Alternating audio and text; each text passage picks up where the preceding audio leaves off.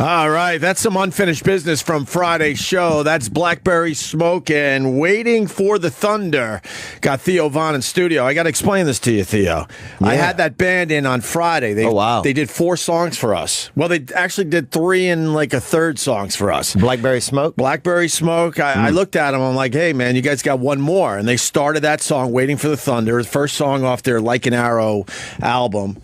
And right when it's kicking in, they stopped the song. And they said, if you want to hear the rest of that, you got to come see us tonight at the Beacon Theater. Dang. It was hilarious because I didn't see it coming. That's a good move. Out of nowhere, they did that. So it's business. They call that dude's doing business pretty much. I hear you. So I figured, you know what? Why don't we start the show with that song? We have in the past, and whatever. There you go. They're good, man. They sound really good. They remind me of my childhood, kind of. How do they remind you of your childhood? Just like listening to music like that where you just felt like, you know, when you were listening to it, like things were happening, you know, like people were making love in the distance or people were, you know, somebody was just, you know, getting a bad tattoo on their arm by a friend, you know, or just like things that just made you feel like your brother was drunk driving around the block, you know? Yeah, you're talking about just feeling alive. Yeah. I kind of understand what you're saying. It felt alive. Like I've never listened to Ariana Grande and been like, oh man. Oh, God, no. I really got something special today going through my veins, There's you know? something to be said about country music and Southern rock in general where they make you feel alive. They paint a picture, I think. Those two genres can paint a picture of a night in the South. Blackberry Smoke. I think you would like these guys. I do like them, man. I'm actually really interested. I'm going to listen to them. I don't listen to a lot of music, unfortunately. Why not? I just feel like you're too young to be tapping out of music. I'm an older guy, so I'm starting to tap out a little bit. I don't like the fact that I'm tapping out, but lately people have been turning me on to some good bands. Yeah. Yeah, I don't know what happened to me, man. I think I listened to it a lot. A lot of music I got scared. A lot of music ended up scaring me when I was young, like that Dio, Rodney James. What's that guy's name? Rodney James Dio? Maybe? Yeah, sure. Yeah, some of the music just ended up scaring me. Went to a couple of concerts and almost got attacked, almost got molested one time at this Marilyn Manson show. I could see that happening at a Marilyn Manson show. Yeah. I don't want to piss off Marilyn Manson, but I think if you're going to be molested, I could see it happening at that show. Yeah, not even people that were like real molesters, like people just doing it kind of for fun or like, you know, to kind of like dark artists, you know? How old were you? I think we're about 15. All right. Yeah, that's prime molesting age. Yeah, some dude. They had a substitute teacher at our school, this guy named Big Richard. Yeah. Who actually ended up being a pedophile. He was sentenced on it, so I'm not talking outside of school, you know, but he was I guess, I don't know if he was registered or unregistered. He might have been working freelance. He might have been an unregistered sex offender. But really? Yeah, just kind of going about it on his own means. But I don't know all the... You don't know the ins and outs? I don't know if it's unionized. It's not unionized, is it? What, the pedophiles? Yeah. Well, they got their groups. But I mean, why do you have to register then? You don't get a... Well, you got to register. You got to register so people know if they have one in the neighborhood. And there's an app for that shit. Yeah. Have you ever put your address in one of those apps? Oh, yeah. And you see the red dots pop up? Yeah. Sometimes those red dots are a little too close for comfort. Oh, yeah. Especially if you have a couple kids like I do. Yeah. Yeah, I don't know what I don't know how I'm going to warn my kids against stuff like that, you know? It's our biggest fear. Is it really? Oh, God, yeah. Of course it is. Can you tell if somebody comes over to the house if they might have it in them? Wow. I've said it since my son is now 6, my daughter's 4. Oh, that's prime. I feel like something absolutely turns on in your head. I used to walk around Manhattan not even thinking twice about that shit. And now when I walk around Manhattan, I see it in their eyes. I'm like, you son of a bitch. I want to start confronting people. I'm like, I know you're one. Yeah. I just know now. Yeah. I'll probably be wrong, but I mean, it's a feeling now. It's a feeling you have, and you're like, oh, fuck, that guy right there. Yeah, that dude. I might be completely wrong. Ooh, there's a map right there. It's pretty busy around here today. Well, it looks like a Christmas tree, doesn't it? It's got some greens, some reds, some blues, some yellows. What do the different colors mean? Does anyone know what the different colors mean? Bumper to bumper by that park over there. Yeah, I would stay away from the park. Wait, go up a little Here's what bit. the colors mean right here. All right, let's see. The red, offense against child.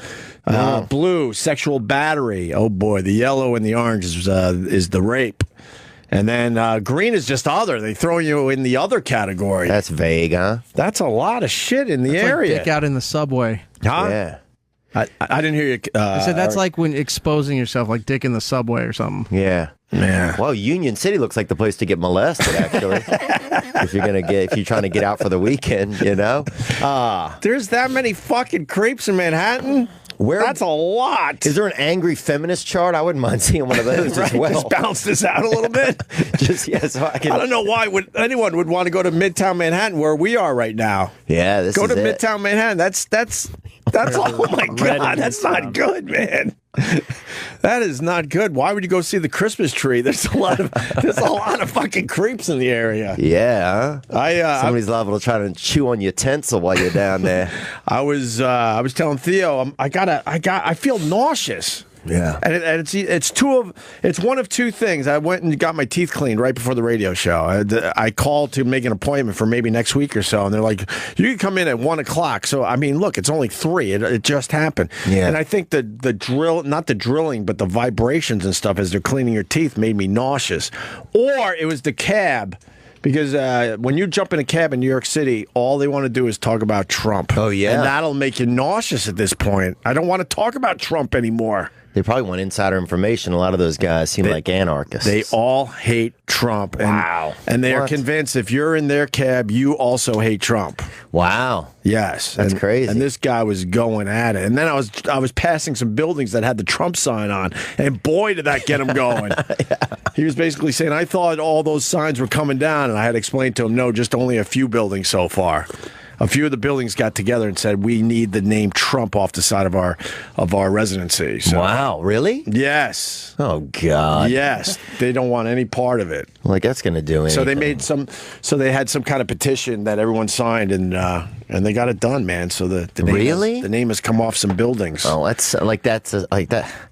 that means nothing. I haven't talked to you in a while. I haven't talked to you in a while there, Theo. Yeah, it's been a while, dude. Yeah, you had an ailment last time I was in here. You were dealing with some back pain. You're dealing with a lot of ailments, bro. I'm a little older than you. You might be inbred a little. Sometimes a lot of people with ailments got a lot of inbreeding. Really? Yeah, because you can't fight off the basic things, you know? My back is 100%. Okay. All right. You said your teeth are flaring up, and you said I mean, the problem with the teeth is I try to get my teeth cleaned every 6 months. Yeah. Do you go, what, once a year? I don't go anymore. I'm doing it myself now. I had a falling out with this lady, and I'm good. I'm good for a while. You had a falling out with your dentist? Yeah. Yeah. What happened? We just don't see eye to eye on stuff, man, you know? But I don't see eye to eye with my dentist. I go in there and they have a nice lady, cleans my teeth, not much pain, and then I get out of there. What's the eye to eye part of it? She just had I guess we actually got an argument about movies and stuff. She hadn't seen any movies in probably maybe 15 years. Oh, really? And at that point, I was just made me wonder, well, how up to date is she on anything current? You know, like, what kind of even tooth stuff is she using? Like, and I don't have time to research all of that. So I'm like, I know what to do now. I've been here enough. I'm going to clean up at the house. I'm going to take care of it. Yeah, but you got to scrape. Like, I got a set of the tools. You can get a set of the tools online for $25. Oh, you actually got the tools? Yeah. So you're scraping your own teeth? Yep. I'll get the enamel back there. I'll get that little mirror. Right. Yeah, that's pretty flashy. Are you serious? Yeah. And do you get happy when you get a nice chunk? Yeah, and you know what you're doing. I mean, it's basically just like cleaning off the side of a boat if you ever cleaned a boat.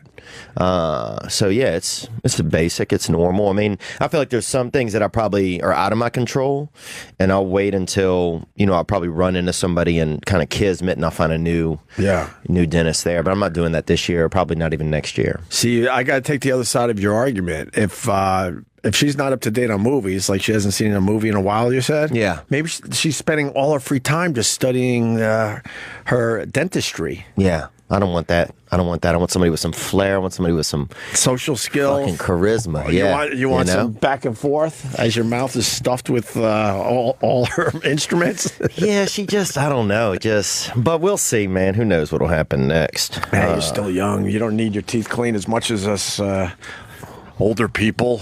But I waited too long, so now today was a pain. It wasn't fun, man. There was a lot more scraping and a lot more smells. Do they start feeling loose in your mouth, your teeth at a certain age? No, Jesus. What the fuck? I'm not that old. What the fuck is that about? Well, I'm just trying to get a take on the future, man. Wow. My teeth aren't loose yet. I don't know, dude. Not loose, not like, They're hanging in there? You know, not like you got to fight your way through like a rock candy, you know? No, they still got a strong white color to them. I've only had one root canal. Okay. A lot of cavities, though, if you need to know. A lot of cavities because I'm one of 7 kids, and my mom was just not going to pay for all that care. The dental care, yeah. So, fast forward a bunch of years because we haven't gone to the dentist in a while, and our mouths are filled with cavities. The one thing I did when I got money was get rid of all the original fillings and make it all white. You got that white stuff, huh? So you can't even tell. No silver in this mouth, my friend. Yeah, because they say the silver's bad for you, huh? Well, I don't even know if they use silver anymore, but I come from a time they used silver, and then it switched over, and then the guy's like, hey, man, I could take all those fillings out, and I could fill them up with nice, the white stuff. I'm like, fuck yeah, let's do that. Yeah. And I did that, and it made me very, very happy.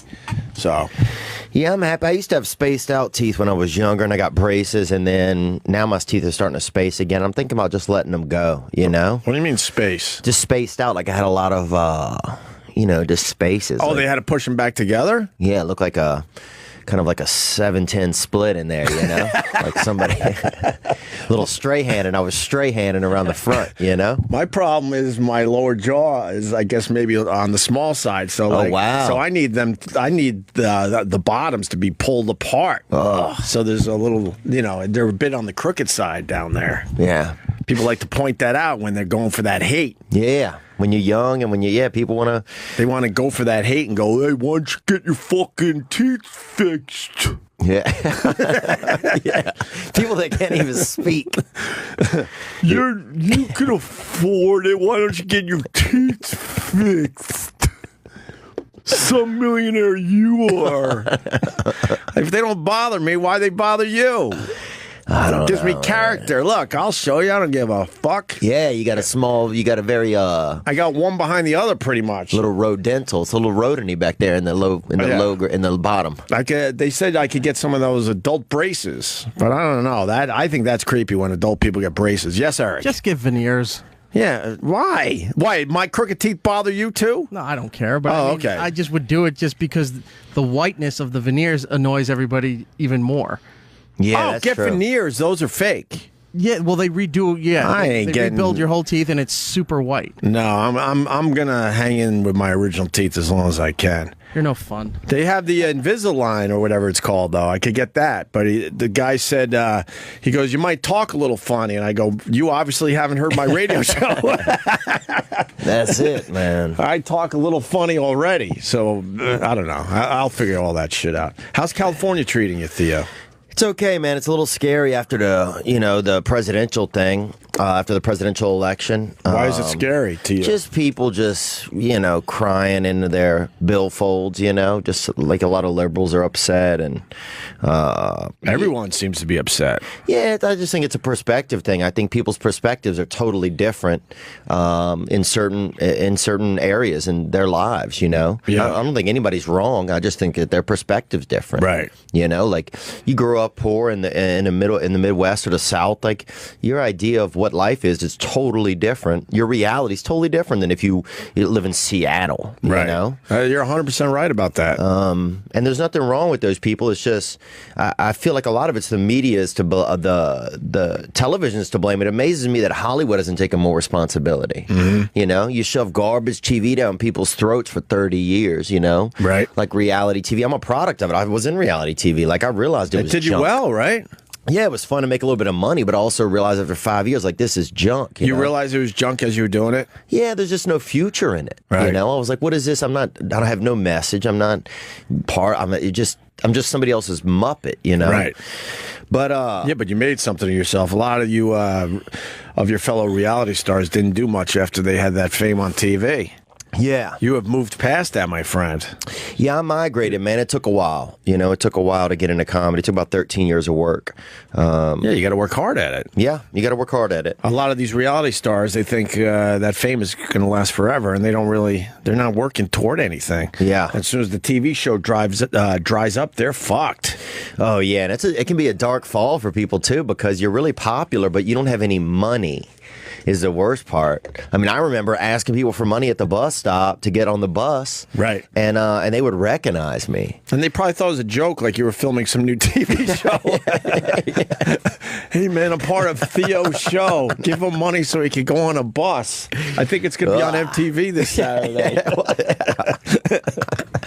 Yeah, man, it was a wild time, man. I can relate to that on a much smaller level. I was never, obviously a TV star or reality star, but in radio, you get quite the name for yourself. And when I first started getting a name for myself in radio, I was in Buffalo, and I was doing nights and helping with the morning show. Oh, yeah, Brother Wee's country, huh? Oh, no, well, that's Rochester. That was a step after that. But even in Rochester, it's fine. Yeah, I was getting a little fame up there through Brother Wee's more than what I was doing.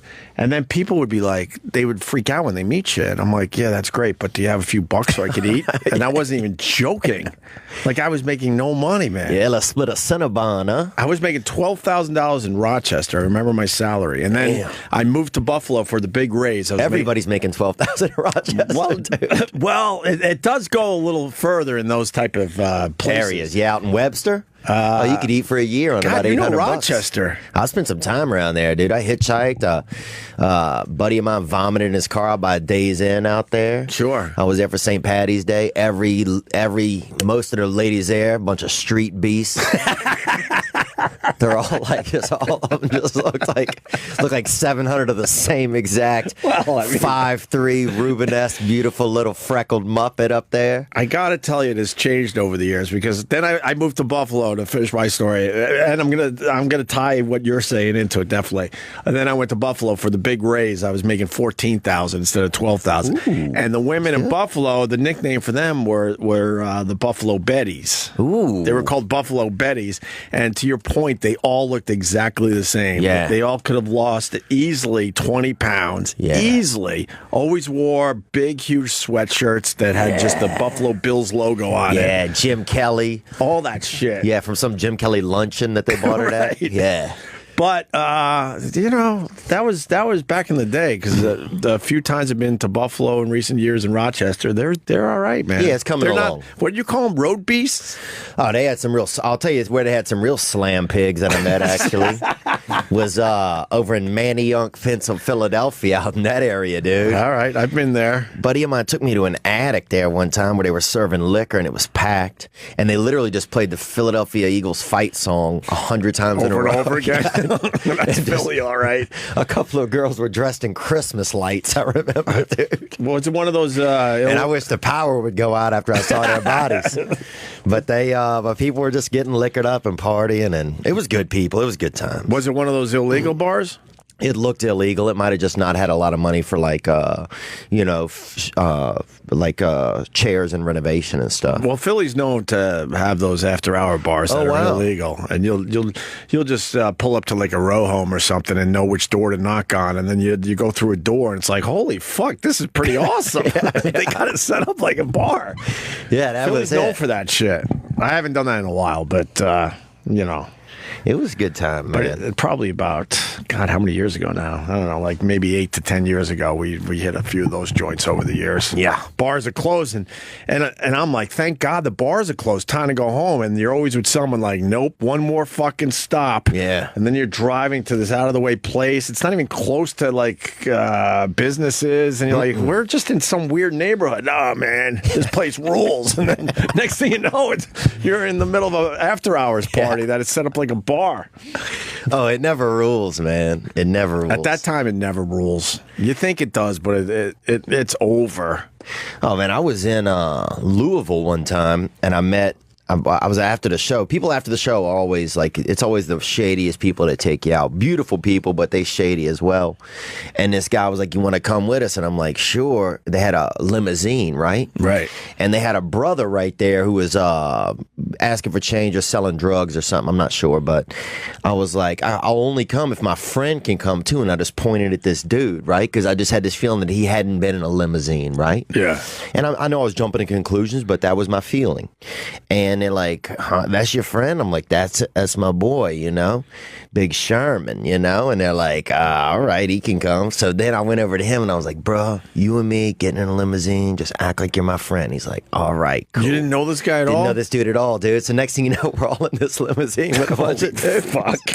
Me and Big S, bro. And we go to some party, some big party, right? Right. I'm there for like 15 minutes. Heard somebody scream upstairs, heard a window break. Big Sherman had stolen a bunch of stuff. Get the fuck out I of swear, here. out of an upstairs room, and left out a window, jumped onto a little terrace from a lower, and then just jetted. And they're like, your boy just stole a couple purses. And I'm like, I don't know that dude, bro. But you brought Big Sherman to the party. Yeah, but you got to shake it up. You got to just shake it off. That's Trump, bro. That's Trump. You know. But to your point, yeah, I don't know how rural America lives anymore. I just don't. I'm a city boy. Yeah. I know a lot of, I got family members, I got friends that are all about the Trump, man. And they completely believe this guy will turn things around. Yeah. I come from the school, I don't believe one guy could absolutely make that, that much change in this country anymore. But I'm not going to question them because I don't live their lives. I don't know. Yeah. Yeah, in their lives, that's what they see, you know? I mean, my mother voted for Trump. You know, I mean, I grew up in a rural area. I remember one of the first things I remember was people in our neighborhood betting on how many baby dogs a dog was going to have, dude. I remember hearing people yell and that's a fun bet. Oh, dude, I roll over and people are yelling 7, 8, 9. Somebody punched this lady. I don't know what her issue was. I don't know, what the involvement was. And I'm not saying it was right or wrong. It could have been a domestic dispute that is splayed out on the street. Yeah. But this lady got punched, and then people were betting on how many newborn animals this dog was going to have. And I was like, dang, this is rural. I like that. That is rural right there, for real. When they're squeezing a dog out to see if there's one more in there. Right. I mean, that's making a murderer, son. Speaking of Trump, did you see the American Music Awards last night? Green Day went off. Did they? Oh, yeah, man. On Trump? On Trump. We got the clip. It's pretty quick. Listen to this. What do you think? There's going to be a civil war in this country, Theo. Are you ready for it?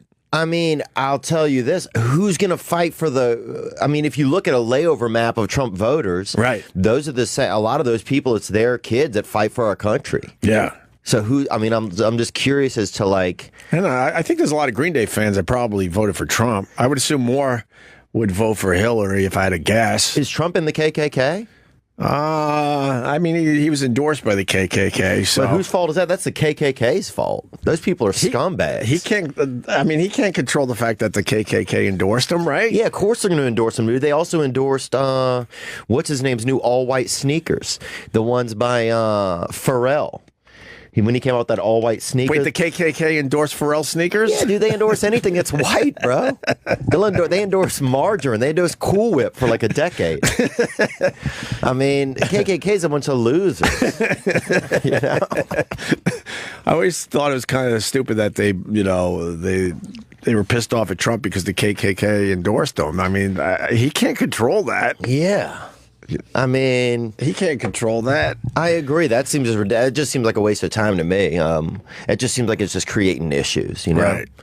I don't know. I used to share a back fence with David Duke. I think I told you guys that. Yeah, you used to work out with David Duke. Used to go to the gym with him. And you said he was a nice guy. I remember this. He's a nice guy. They dated the prettiest girl at the seafood restaurant I used to work at. Was she very white?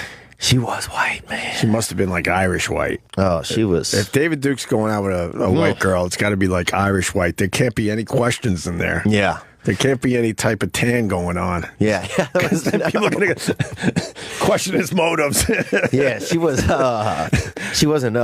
very, just lean in the pigment. She better burn in the sun within a half hour. Within a half hour. Dude. Wow, look at him. Oh, that's crazy. That's David And I'm Duke, not endorsing. Right? That doesn't mean I endorse David Duke, but I'll say this. I met him at the gym.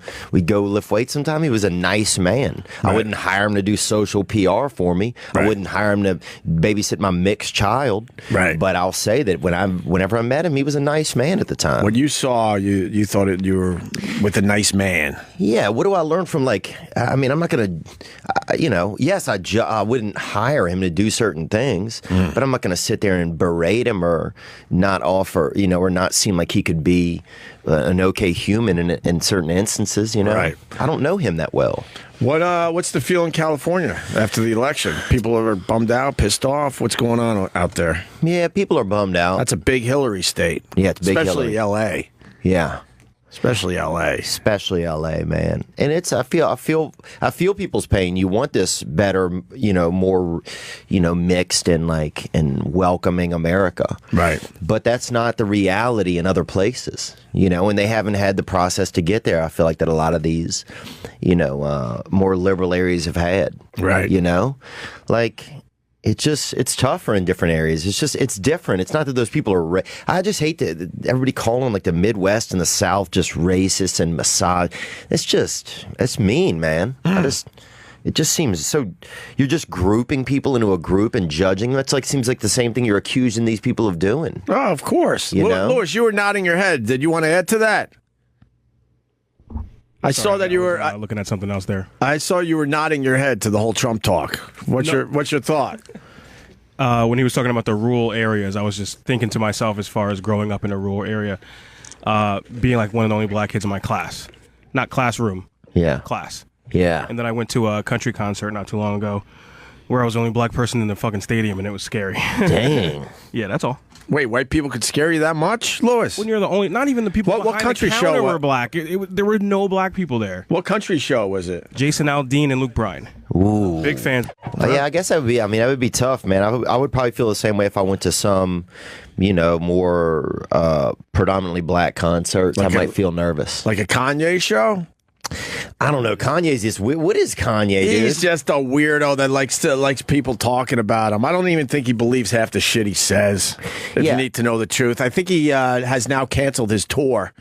Yep. Yeah? Yeah. Well, he last week he said, I didn't vote, but if I was going to vote, I would have voted for Trump. That's just a lie. He knew that would get headlines all over the fucking place because he didn't care enough to vote. So, I don't believe that he would have voted for Trump whatsoever. Kanye seems kind of like the black Trump to me. He's just an egomaniac. Oh, hell fucking yeah. It just seems the same thing. He's just trying to get people to talk about him. Yeah. He's sitting there going, how do I get people to talk about me today where it'll be a headline all over the world? Oh, I'll say, if I voted, I would have voted for Trump. I think it's complete bullshit. Yeah. But it backfired on him, right, Paul? Because then people started booing him? Yeah. And now it got to a point where he just said, fuck it, I'm canceling my tour? Yeah. And now an article just came out that he's supposedly suffering from a nervous breakdown. See, that's more bullshit. That money won't cure it. It can't cure it, man. We all got to get our hearts right, It's man. the Kardashian mentality. It's like they don't give a fuck if you talk badly about them. They just want the headlines. So they just make up shit, I believe. And now Kanye's following suit, just making up shit. He's not having a nervous breakdown. What is the article saying about his nervous breakdown? Let's see. Friends fear that exhausted Kanye West canceled the remaining dates on his St. Pablo tour because he's suffering a nervous breakdown, a source close to the rapper told Page 6. West has suddenly pulled the plug on his entire tour less than 48 hours after having an onstage meltdown in California and posting a series of bizarre images on Instagram. A friend said there are fears he is having a nervous breakdown. This is all bullshit. I wish someone would just say this is all bullshit as they're writing this article for their dumb newspaper. Let me read more of that. He's surrounded by all these crazy people, but there's nobody he listens to or who could rein him in. He's a mad genius, and he's spiraling further and further out of control. Basically, everything crazy he does is art, so he's becoming more and more unpredictable. Do you believe this, Theo Von? You know, I met Kanye years ago. I was working on a Comedy Central show with Amy Schumer, Burt Kreischer, Donnell Rawlings. We were all in the same series together, and it was really awesome. And we had a party for Comedy Central that year, and Kanye was there. He was trying to sell a show to Comedy Central called Bluppets. It was Black Puppets. That's what I remember. Bluppets? He was trying to sell a show. This is the truth. This is what I heard. Okay. And this is the truth. I think they had invested in a pilot of the show, and it didn't go to series, but he was pitching a show called Bluppets. Right. And he was at the party, and he just seemed kind of like a loner? Yeah, a little bit of a loner, but just kind of a nerdy-ish kind of. He seemed mildly pretentious. Right. This is just me. This is me judging him just from afar. And but that's what we all do anyway. I was introduced to him, and I don't know what kind of man he is at all. But that's what he seemed like, and he just seemed like kind of like a, kind of a nerdy dude in a sweater a little bit. Right. But yeah, he's come a long way. Where's his meltdown? We got a little taste of that, Paul. Let me look through it. Okay. Oh, we have to look through the whole thing to find the meltdown on stage? Oh, no. Is that Bluppets? Yeah, I just found the. Oh, you found some Bluppets? Show. Yeah. All right. That's awesome. You want to see a little of this? And put my penis inside your vagina. Oh! You know what I mean. You can see behind the scenes. Is that Mark Wahlberg? It's like a compilation of everything going into making it. Oh, really? So the Black Puppets said that to Kanye's wife, Kim Kardashian, as Kanye was there. And that's where it has comedic value there, Theo. Because then he gets to go, whoa, no. It's supposed to be called Alligator Boots. Ooh. Really? Sounds like it might have been pretty good. It might be all right. But yeah, I mean, I don't know. That's really the only interaction that I've really had around Kanye. But I think the ego can be scary if you let it get away from you. Right. And this is him flipping out on stage? Yeah, I believe this is from Friday or Saturday. And now I think he just did 3 songs, and then he went on this little rant. Why the fuck would you ever pay for a Kanye ticket? Doesn't he do this shit from time to time? Yep. He could have finished his show when Kim Kardashian was being robbed in France. Easily could have finished the show because he knew right away that she was completely fine. Yeah. So, I mean, what's the difference if you're there, an hour later? But these days, I feel like this become entertainment that people just want. It doesn't matter what it is. As long as it's, they want to see a breakdown or they want to see. Yeah, they know that's what gets the headlines these days. Yeah. Of course. Let me hear a little of this, Paul. Right now, press, get ready to write your passive-aggressive LeBron James racist comments, season 4 racist comments. Get ready to have a field day, press. Get ready, because the show's over. He's just a dick. Sometimes you're just a dick, Theo. Sorry. Not you, but people in general. He's just a dick. Well, you can afford to be a dick when you got that much money. It's like that's the height of it. You're just a dick at the end. He has money to burn. He doesn't give a fuck about his fans. Look, he just made me extremely angry, and I'm not a fan of his. So imagine being a fan of his, and you worked hard to get your money up for your ticket, and then he's pulling that horseshit. He's just a dick. Yeah. There's nothing intriguing about him. He's not that fucking brilliant. He's just a dick that knows how to work the media. Yeah. Now we're all talking about him today. That's what it is now, man. I remember, I'm trying to think of the first celebrity I ever met. Who was the first celebrity you ever met, man? You remember? Wow. That's a great question. First celebrity I ever met. Could be Pistol Pete Maravich. Wow, really? Could be. He lived in my hometown, man. He's one of my heroes. Yeah. We make fun of E-Rock's hero list, but Pistol Pete is certainly one of my heroes. And I met him when I was about 12 or 13. I'm trying to think if I met anyone before that. Someone local, maybe? I think that might be the answer right there. That's awesome. I think that's it. He died out in Pasadena out there shooting hoops out there. Shooting hoops. Turns out he had a shitty heart. He had a bad heart. That no one knew about. He played all those years in the NBA with a shitty heart. I think he was missing a whole artery or something. They said that's crazy that he even lasted to the age he did. I think he died in his 40s only. Late 40s, something like that? Mid 40s? Yeah.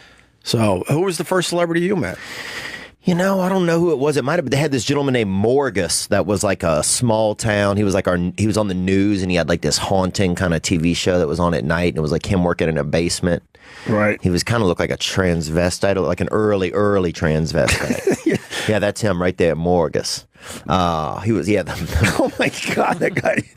He was like a Louisiana legend, kind of. And he lived down the street, not too far from us. Right. Morgus, what kind of show did he do? He was just like... He looks like a mad scientist. Yeah, that's what he was, man. And he would just do kind of dirty things in his basement and stuff. What kind of dirty things? Was he doing experiments? Yeah, experiments, potions and everything. Oh, all right. Would he sing songs? Was it a kid's show? Was it public access? Was it titillating?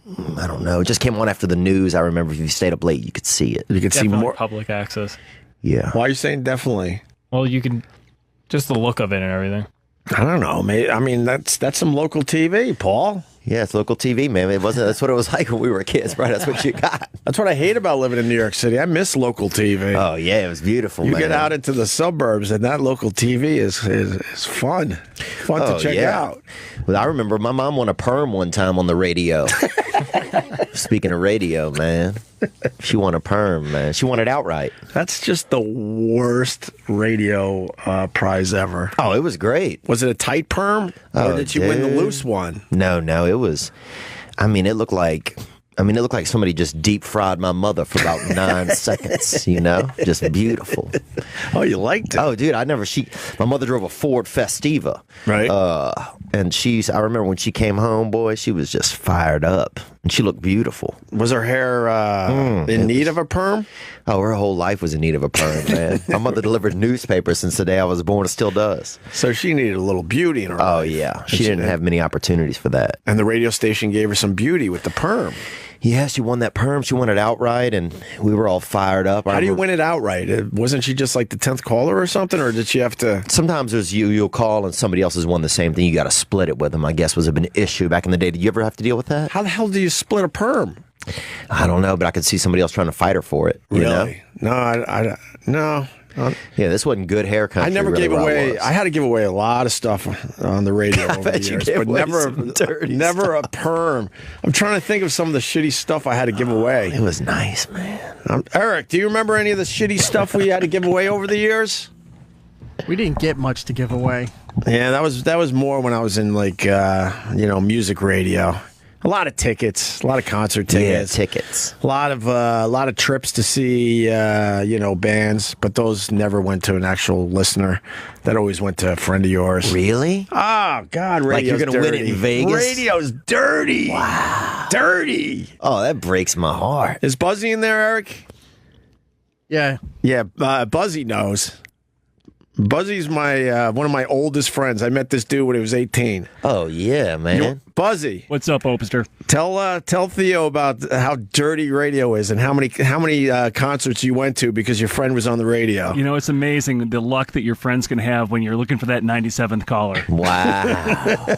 Every time, number 97, nailed it. 103, right? Nailed it. CQ 102, yeah, you're the 102nd caller every time. You're breaking hearts. That's Buzzy. I talk about Buzzy on the air from time to time. He's in the city with his family. Oh, you got a family now, Buzzy, huh? Oh, yeah, we got him right here in the studio. Did you meet him on one of those getaways? You meet your wife on one of those getaways? Oh, we met in Rochester. We'll talk about that after. Oh, yeah. Theo likes Rochester. The 508, is that it? What is it, the 805? That was, oh shit, I forgot the area code. 716? Is it No, 585. 585. There's a little That's it. 716 action. Oh, that's more Geneseo, I guess. The Rock. Yeah, but Buzzy, he went to a ton of shows because of me. That's awesome. And then we had to mix it up sometimes. I'm like, dude, they might fucking recognize your name. So then we would get another one of my fraternity brothers that, he would officially win the tickets. And then the other ticket would go to Buzzy or somebody else of our little group of people. That's It's all bullshit. Requests on the radio. That's stupid too. wow. That breaks my heart, man. They had I remember my mother won that perm. Buzzy ever win a perm? Never won a perm. Yeah. Paid for mine. Yeah. Got She looked pictures to beautiful. prove it. Yeah. She looked beautiful when she got it, man. I remember when she came home because I'd never seen my mother look like a woman. I'd just seen her. I just thought of her as like a like a mother. I thought she just beat us and fed us macaroni. Someone that was just working hard to take care of her family. Yeah. Right? Yeah. Because your dad was a lot older than your mom, so he wasn't working as much when you were growing up. No, my dad used to do the credit cards when I got older. He would sign. Remember that aggravating person at the colleges that would yell and get people to sign up for credit cards? Sure. That was one of his jobs? That was that was pretty much his job when I knew him. So he was like an entrepreneur. I mean, if that's entrepreneurial, he was definitely out there with a broken Xerox machine, getting a lot of brothers and sisters to sign up at some of these urban colleges. That's being an entrepreneur. He was a hustler. Yeah. And he would make me stand on the table. That's one of the ways I kind of started doing comedy, I guess. And I would get people to come over to the table because I was a child. I was like that dancing monkey on the table. Yeah. And people would come over and how old was your dad again when you got sign up for the credit when cards? You were born? He was 70, so I was when you were born. He was 70. Yeah, he was born in 1910. That's amazing. Yeah. So that was your dad was born the same year as my grandma. Yeah. Wow. Yeah. That's crazy. Yeah, he was in the distance, man. He came from the distance, How old did he make it to? 86. He died in 1996. So you were only 16. Yeah. Damn. And he got the cancer, and it really just hit him. And they said he got it from eating shrimp, but somebody might have just made that up. Why would they say that to you? I don't know. What kind of cancer did he have? I don't know. He had it all in his bottom and in his why liver. would they say it was shrimp? I mean, just people say stuff, He got, lung cancer from living by the plant. People just, right. He got it from eating dirt. He ate bad dirt. People's always, How polluted. That's what you get for using barrettes. You got head cancer. Right. How polluted is the shrimp that you get cancer from it? That's Louisiana shrimp, dude. Louisiana shrimp, that's got to be glowing on the plate for it to give you the cancer. It could have been bad, man. In 2008, GAO found the FDA tested only 34 shrimp samples for residues of nitrofurans, a chemical not approved in the United States for aquaculture, and one specifically singled out in Kramer's FDA testimony for its ability to cause... You guessed it, cancer. Cancer. Damn. So that was it, huh? Maybe someone was onto it. They knew. Yeah, there might have been some dark shrimp in the area. That, man. I'm not eating any more shrimp. Fuck that. Why take a chance?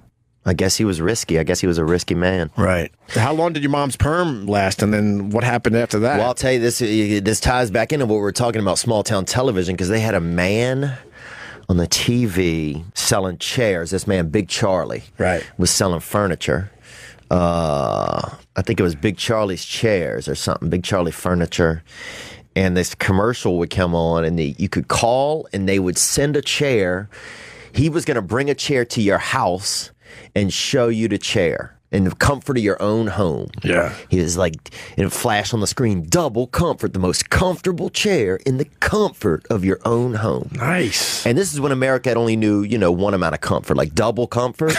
Was unheard of. Oh, dude, could you imagine that much joy going through your skin, Right. So I remember I called that number because I was thinking, oh, Big Charlie, this dude seemed like a hardworking guy. My mother's a hard worker. I'm going to set him up. I'm going to have Big Charlie bring the chair, right? Mm-hmm. And I'm going to set him up. I'm going to play a little Cupid, So I called. They're like 4 to 6 weeks, and I'm like, this perm is not going to hold out that long, Oh, so you were thinking, all right, when your mom was looking good with the perm, I got to get Charlie over with the double comfort chair. Yeah, because I never thought about my mother in like a dating or like love in her life. I just never.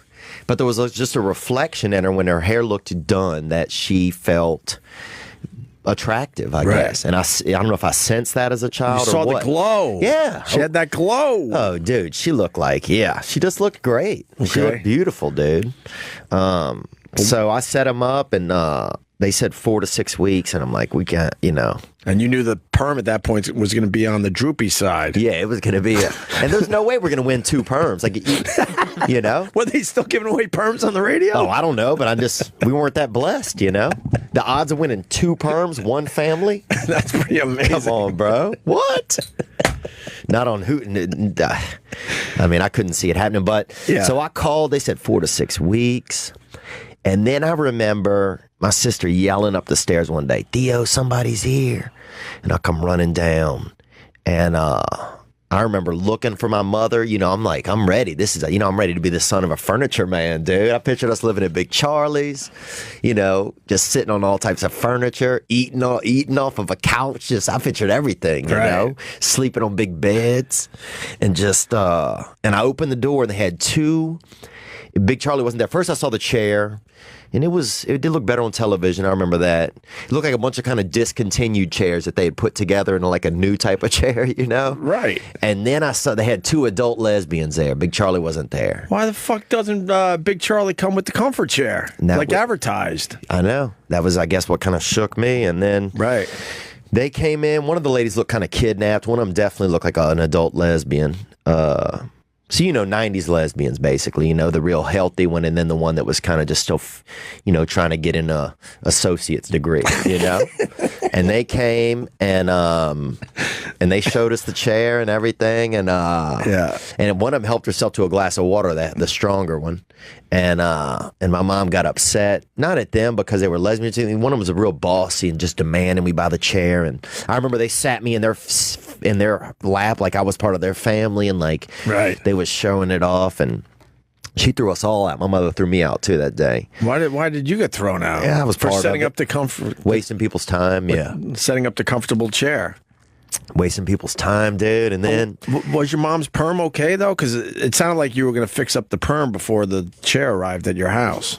Let me think. It wasn't as nice as it was. I mean, it was like you could still go to the casino, but I wouldn't go to dinner in that under that hair. Okay.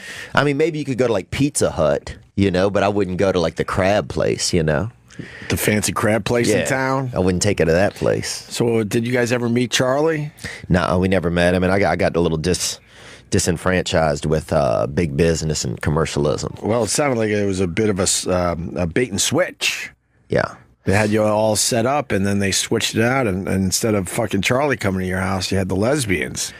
That's not nice. And they weren't bad, and it was nice to meet lesbians, I'd heard about them, and but I'd never had this sort of close encounter, and it was good. It was definitely, I felt a little taken advantage of. Right. But I also then I started to get addicted to calling those 1-800 numbers and getting things sent to the house, and I fell into a real dark hole with that for a while. Yeah. All right. A couple phone calls coming in already. Let's say hi to John in New York. Go ahead, John. Hey, boys. Hey. How you doing? Big John. Hanging with Theo Vaughn, and I think Bob Kelly's coming. But he got stuck in a writers' meeting, so I don't know what's going on with him. Hopefully he'll looking forward to that. Hopefully he'll stop by. What do you got, John? Well, I was in radio for about 10 years in the promotions and sales department. And my first year was also this brand new DJ's first year at this new radio station. And I learned real quick how these promotion things work and who gets the prizes. I wanted to do it the right way. We actually picked a couple to win a Super Bowl party, which was actually a full-blown big screen TV, complete catered package, signed autographed pictures of the players, the whole nine. And we scouted out the person who we actually picked to win, and it turned out to be in this dumpy trailer park. And we both looked at each other and we're like, no. Yeah, so we drove over to the nice side of town where these really ritzy houses were, and suddenly, magically, that guy won the prize. Wow. Yeah, man. And I learned right away because I was trying to be naive and just say, like, no, these guys really need it. And the DJ was like, hell no, man. We're not spending the night here. Right. Dang. All the DJs were going, it was like the whole station was going to this guy's house, and we weren't going to go in some flea-bitten trailer park place. Yeah. Me and Anthony, I should call him to see if he remembers this, but we had, I think it was at NEW when we didn't have much of a name for ourselves, and they had this Super Bowl contest where they sent me and Anthony to watch the Super Bowl with you at some house. Wow. And you get a TV. I'm trying to remember how big. That's what this was. That's exactly what this was. Okay, Wow. I'm trying to remember how big the TV was, but at the time it was very impressive as whatever. Just picture that TV in your head. So you win the TV, and me and Anthony bring the TV to your house and watch the Super Bowl. Big Charlie. And we fucking showed up, and boy, they cared about the TV and didn't give a shit about us. And we had to just sit on this fucking couch, me and Anthony, for like 3.5 hours, just And we didn't have the balls to say fuck this because we didn't have any name yet. We had to just deal with it. Yeah. And they were being polite to us and making sure we had beer and food, but they didn't give a fuck. We were in their house, man. Not Dude, even. That is exactly what happened to us. The whole station got blown off. They cared about setting up this. It was like a plasma screen too. It was big. Ooh, that's Right. nice. Yeah. Yeah, but not one picture, not one. No one cared, Theo. They didn't care in the least. And you guys, caller, you guys gave him. Is it John? I think. Yeah, John in New York. John, you gave him. You didn't give him so you bypassed the poorer folks, and you guys went over to the fancier place. Is that correct? And they did not need it. They already had big screens. They had like a complete man cave. Do you still feel bad about it ever, or no? How do you feel? Hell no. He's being honest. No, I appreciate the honesty. That's good. Hell no. I mean, I learned real quick because I was a complete newbie in the radio world. I just wanted to get out of what I was doing, and I took a real entry-level shitty job there. Yeah. And, I mean, I walked into – everybody was a complete pro, and I just didn't know at that time with the way it – and you were right, Opie, what you had said, too. They used to have a board. It was like a dry marker board in the studio, and they had names on the left-hand side and locations on the right-hand side, and they would say, like, Steve from Goshen. Right. He requested this song. And Yeah. Steve from Goshen. Did I lose you? Location. Oh. I think were you doing or did I lose you for a second? Sorry, man. All right. Yeah, no, we had that. It was just random name, random location, and it made it sound like somebody actually called in, but they didn't call. Oh, you guys were lame. I could figure out my own fake name in my own fake town. Wow. You guys had an actual system. Because when you're a music jock, they hand you, all right, here's your songs for the shift. Yeah. And then, while the music's playing, you're bored shitless. So you're flirting with girls on the phone lines. You're just talking to them. You'll answer 100 phone calls by jerking off into an empty coffee all cup. that shit before before you have to talk again. You just work the phones because you're bored. It's just pushing buttons. Who gives a fuck? I was almost out of this business because I'm like, I don't give a fuck that my voice is heard on the radio. No one gives a fuck that I'm introducing a Rolling Stone song. Who cares? So, Exactly. And then you sit there and you got your whole list of music, and then you go, all right, I'll go with, let's see, John from Northport. He requested the Rolling Stones. And then I would just think of my friends and my cousins and family members and just give them shout-outs. Wow. Without even telling them I was doing it. Let's see, Ricky and Comac. Smokey. Yeah, and that's how. And then when you did the laundry list of all the songs you played, you threw all those names in and made it sound like it was an exciting, lively radio show. It was all bullshit.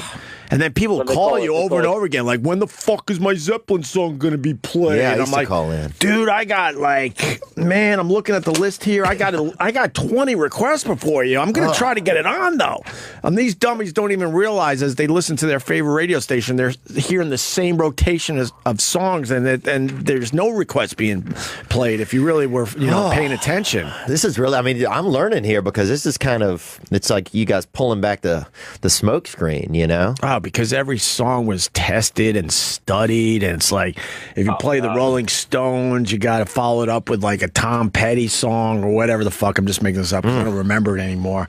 And you can't have a high tempo song into a low tempo. It had to all just match up. I believe the hype, though. I feel like. So the program directors and the music directors, if you did go off your list, they would know immediately and they would hotline you. Every radio station had a hotline, and when that phone rang, you knew you were in trouble, and it would be the PD just screaming at you, "That song's not on the list," and then you would have to make believe, "Oh fuck, I pushed the wrong button. I was just listening to that in the studio while I was playing the same shit I've heard 100 times. I'm sorry, boss." Blah blah blah. So all the prizes were just for naught, and all the. Not all. There were a lot of them weren't, though. Yeah, a lot of them weren't. Dang, dude. A lot of them weren't. It hurts a little. So, if you How many times did you hear the term theater of the mind? Sure. Yeah, I fell victim to that, man. I fell. No, your mom got a perm. Yeah, she won that perm, but I called in for countless things, man, and we were hoping for some different stuff. Right. All right, John. What the best part of that job was, though, man? I'm going to be honest with you. That's when you guys were at NEW, you and Anthony, and I used to come home, and I would drive home, and I would actually park in a parking lot and listen to your whole show before I went home. I loved it. Thanks, buddy. Wow, that's really cool, man. Yeah, man, I learned a lot off of just listening to you guys. I appreciate it. Go to OA Photos on Twitter. We're posting a lot of the old pictures, and it's amazing what we used to get away with. Thanks, John. I got to find that This perm style tape. challenge, baby. All right. Yeah, right on. I'll talk to you. All right. I got Theo Vaughn here, maybe Bob Kelly, maybe more of my old roommate. You want to bring Buzzy in here, Theo? We could pick his fucking brain. Buzzy, yeah, that guy definitely seems like He lives in Georgia now. He lives in Atlanta. Well, he's also an adult named after a pet. Well, I mean, which is one of my favorite things in the world. Well, he got his nickname when we were 18 and partying a little too much. No, I got an adult friend named Timmy, which I always think is alarming. Timmy! This is great. Oh, and Opie's okay? I got a kid's name. I'm too old for a fucking kid's name. Theo, where are you going to be, buddy? Where I'm going to be at Palm Beach Improv down there in West Palm, Florida, December, I believe it's 1st, 2nd, and 3rd. December 2nd, 3rd, 9th, 10th, and 11th. December 9th, 10th, and 11th at Palm Beach Improv. And what about the podcast? Podcast Allegedly, yeah, you can catch it on iTunes. And what else, man? Working on a new album right now that's going to come out really soon. So good for you. Excited. We're going to talk about masturbation after the break, right? Yeah, I'm trying to stay off it. I'm really having some tough times. Yeah, I'm happy to talk about it. Yeah, we'll talk about that. And our pal, the Mad Cuban, will be competing for $30,000 for the Alzheimer's Association on Guys Grocery Games Judges Edition tonight, 8 p.m. ET. That's Eastern on the Food Network. You can see our pal Mad Cuban. He's got Alzheimer's or not? No, I don't think so. His dad does. Oh, really? Yeah. That fucking sucks. That's a downer. Couldn't we just tell the people that our pal Mad Cuban's going to be on the Food Network tonight? Well, that's the reason he's doing this special edition tonight, to raise money for it and awareness. All right, very cool. All right, more with Theo Vaughn. Stay there. All right, that's Club Soda Kenny. Is that song 10 years old? No. How many? Officially, it's 5 years old. Oh, okay. And that's not that in bad. In the United States, it's 4. But I saw that. I'm like, that started to make me feel old. That's a quick 5 years, is what you're saying? Very quick. Yeah, Club Soda Kenny singing that. What was her name again? Carly Rae Jepsen. Is she still happening? In some places, I guess. Not really? I think in Canada, she's still big. Oh, all right. Yeah, but it's her birthday. Happy birthday. How old is she? 31. 31? Over the hill. Oh. Yeah. That's over the hill shit for someone like that, right? Everything's big in Canada, though. Sheer Joy is still popular in Canada. That's just stupid, isn't it? It's not realistic, apparently. No. Actual radio giveaways are still popular in Canada. Oh, Theo's so bummed that I tore back the curtain on that shit. I am, man. I am honestly a little disheartened. I want to get a show going with a whole bunch of old radio guys, the guys that have been around forever, and man, the stories you'll hear. Yeah, we got to do that, Eric. Okay. We've been teasing that for a long time, but that would be a lot of fun. I got one of my oldest friends in studio, Buzzy. Hello, Greg. His name's Jeff. I like Buzzy, dude. I like adult men with names of pets. That's what I like. Thanks, Theo.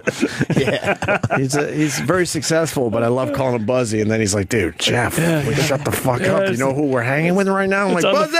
It's on the frat jersey. It's on the frat jersey from the 80s. I met him when I was 18, when his hair was like this. Perm. You want to talk about a perm. Your mom was I split it with your mom.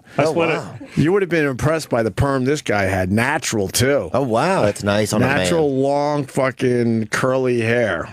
Big fro. Wow. And now he's married and he has 3 kids and he's in New York City for Thanksgiving. And is that like a trip? Is this like a planned trip? Do you guys plan this in advance a little bit, or is that? We planned it a couple months ago. Yeah.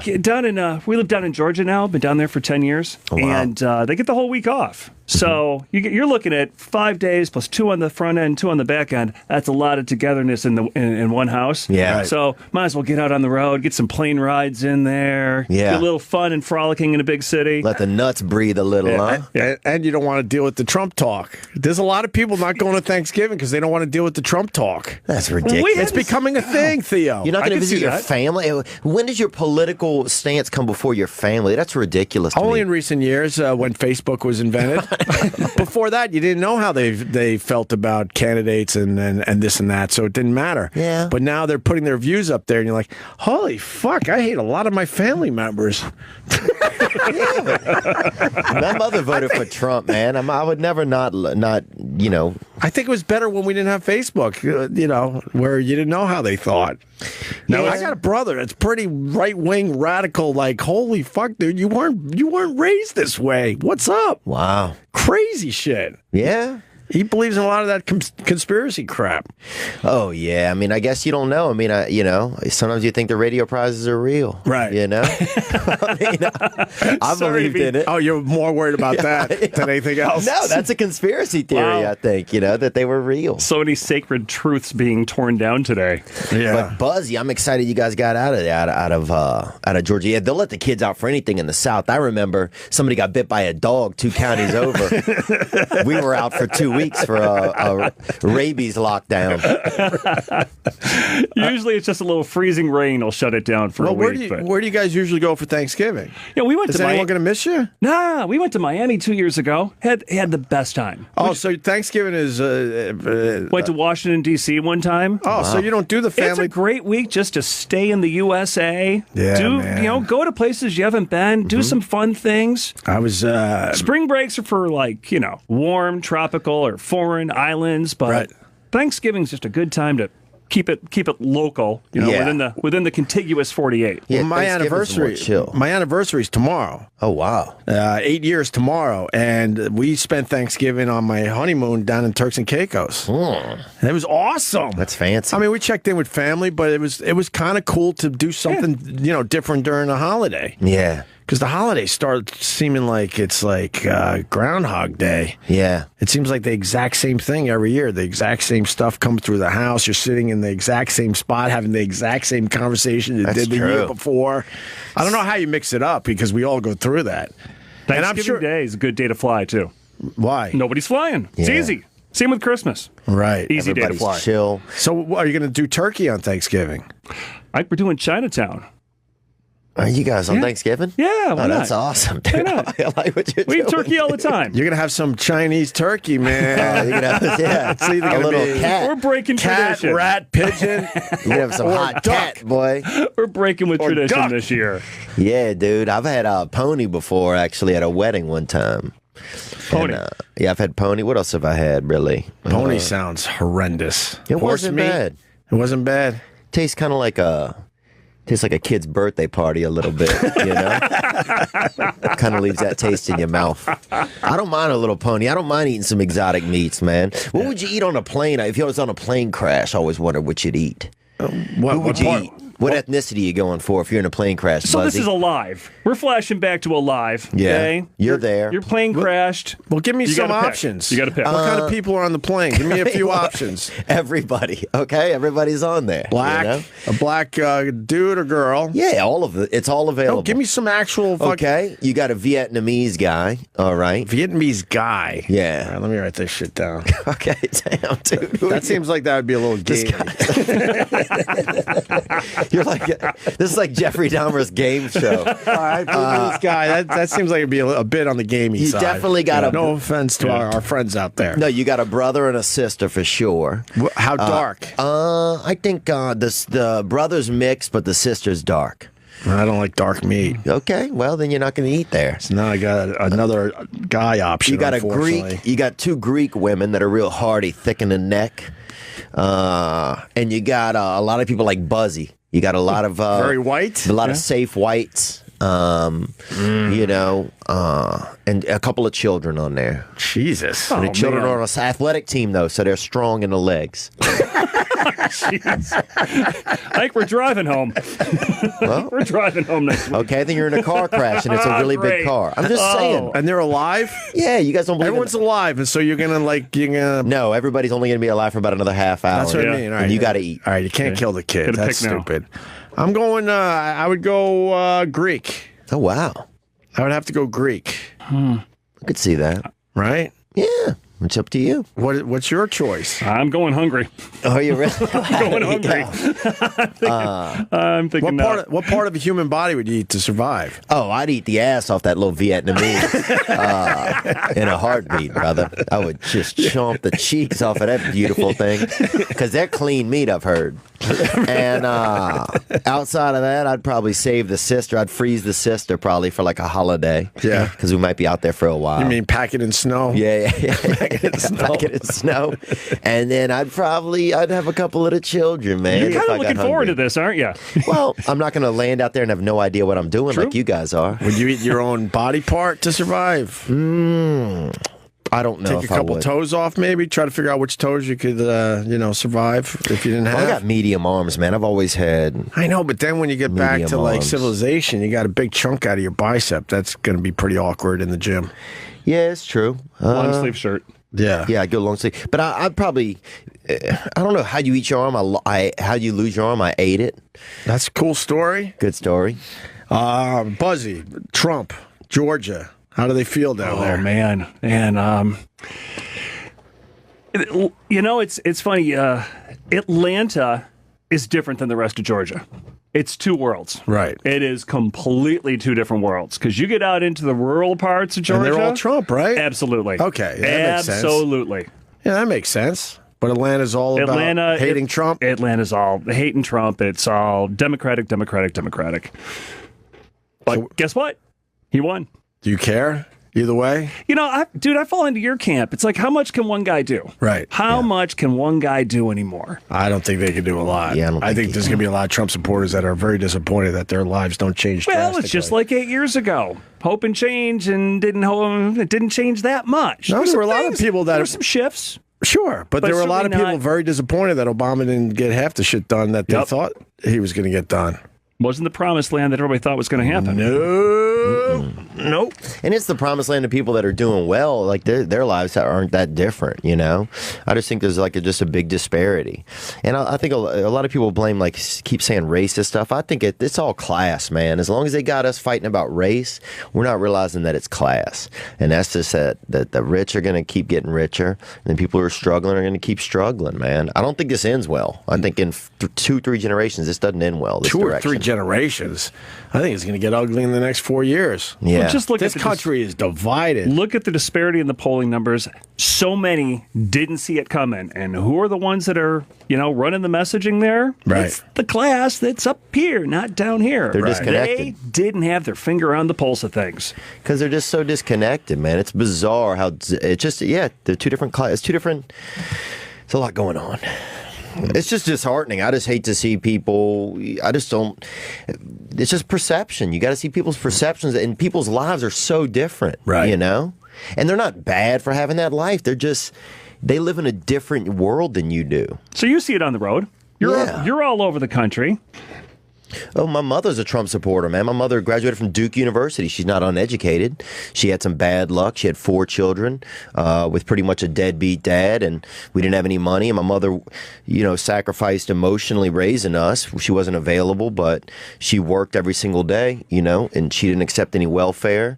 We got some food from the church once in a while, but she worked her ass. She worked her ass off, man. She worked her ass off every single day. She's a hardworking woman. Our neighbors sat there, a lot of them, on their butts. They didn't do anything. Some neighbors that were black, some that were white. We didn't have any other ethnicities in our town, so that's what we had. But sat there. Some of them would even have some of their kids not go to school because you get extra money. You get that dummy check if your kid is dumb. So someone would have a kid not go to school just to collect a check. Wait, it was an actual dummy check? Yeah, that dummy check. It's out there. People that live in poor neighborhoods know about it. Know about the dummy check. Yep. I never heard that one either. That's a real You're making thing. a point in there. It's like when you work your ass off and then you see someone that doesn't work at all and has the same shit as you, that'll drive you nuts. Yeah, and it drove my mom. I know it was tough on my mom, So, but she got up and worked every day, and people were like, well, she's uneducated. No, she was extremely educated.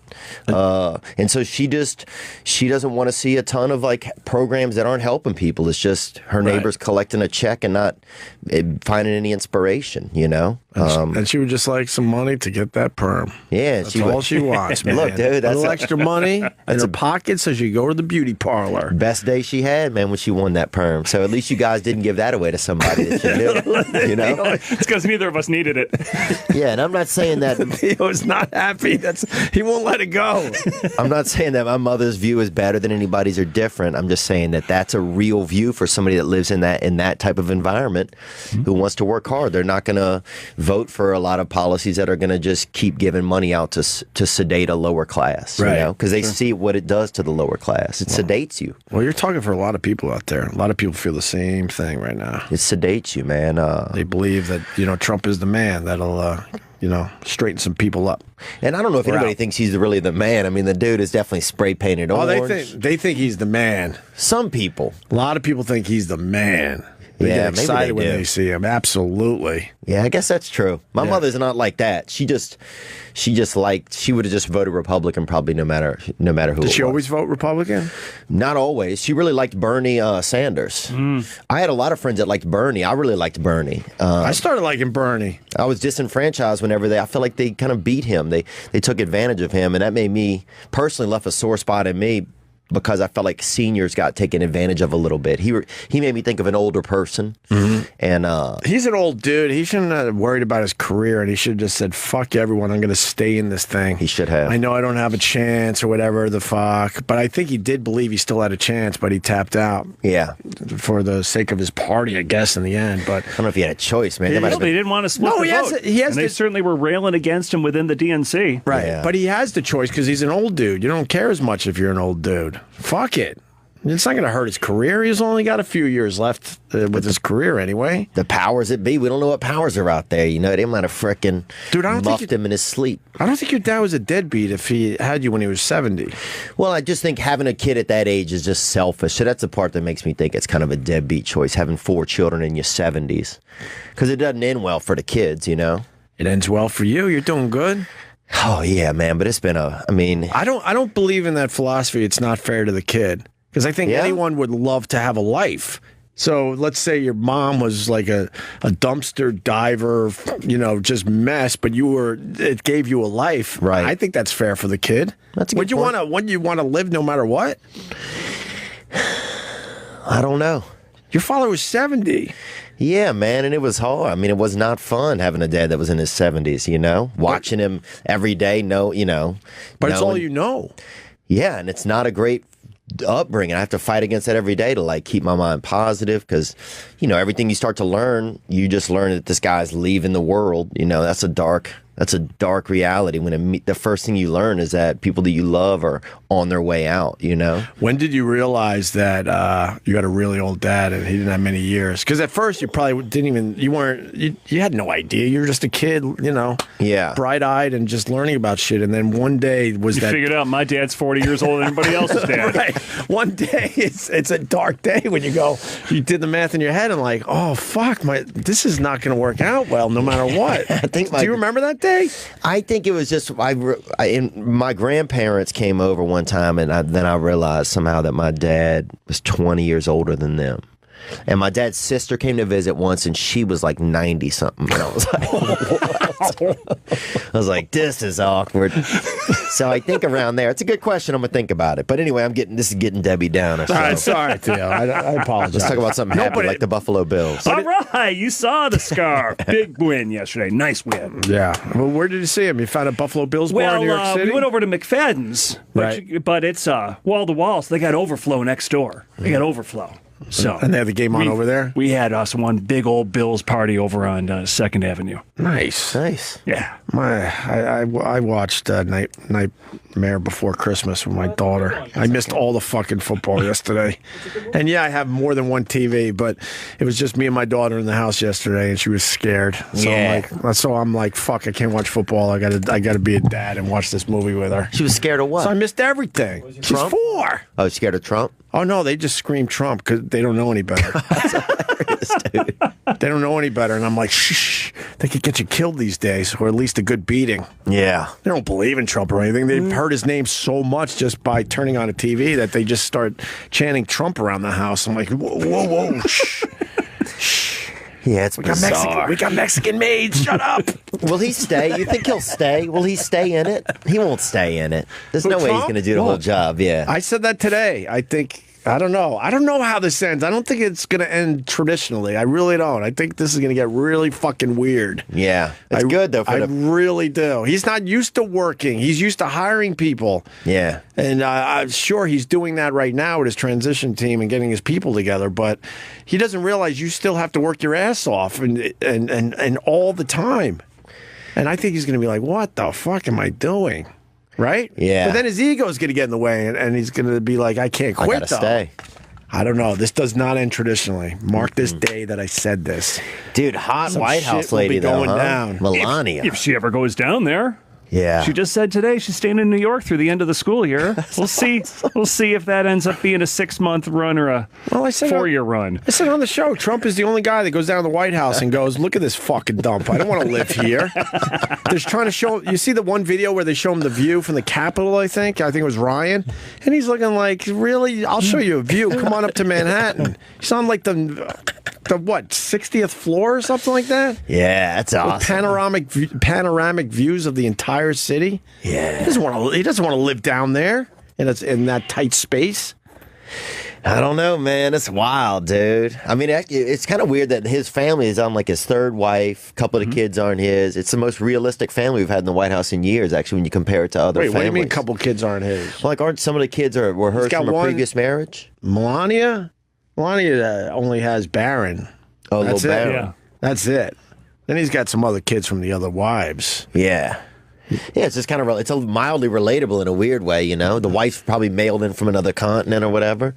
I know a lot of dudes doing that, dude. A lot of guys on the dark internet buying these women from different countries. Mail and order stuff. wives. Yeah. Which country wouldn't you want a bride from? Oh, I'd go Vietnamese. I'd eat the ass off that little thing, bro. Bringing it full circle. In a heartbeat. I think the Eastern Europeans will eat you alive. They might. You're looking on the internet like, I'm going to get a mail order bride from one of these Eastern European countries. They come and they just eat you alive. Yeah. I think you need one that doesn't speak good English. A lot of my friends are trying to find women from other countries. They're over these local women, and it's not ending well. What are you laughing at? Oh, Amo Latina. I'm a man looking for a woman, and this is what to marry. Oh, there's Larry right there. That's the male. I mean, Mercedes looks amazing. She will eat you alive as soon as she comes to America. Yeah. Right? Oh, yeah. Huh? What's up, Paul? No, you have to sign in with Facebook for it. No, we're not signing in for a mail order bride. Sorry. Theo, you were talking about masturbation. Yeah, I'm trying to stay off of it. I'd love to hear. I mean, you guys have a little more experience in that realm than me. I know both y'all are married. I still like getting it done.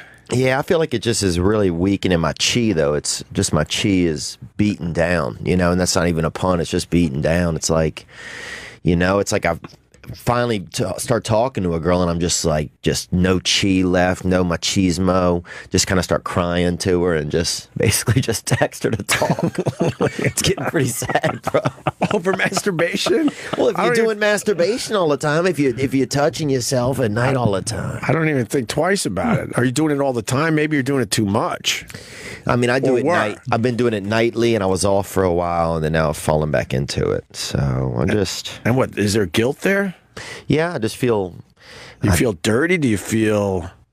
I just feel like I'm better than this because it's at a certain point. It's just I just do it out of a habit and out of addiction. Like, right. I don't even really want to do it anymore. I just want to rest or read like a story, but instead I'm doing masturbation. Buzz, where are you at with this? With your 3 kids listening? Where's the check please button? Where's the check please button? Where are you at with this, Buzz? No, but I really want to know. I want to know, what are these guys doing? Where are you at with this? And how do you stop?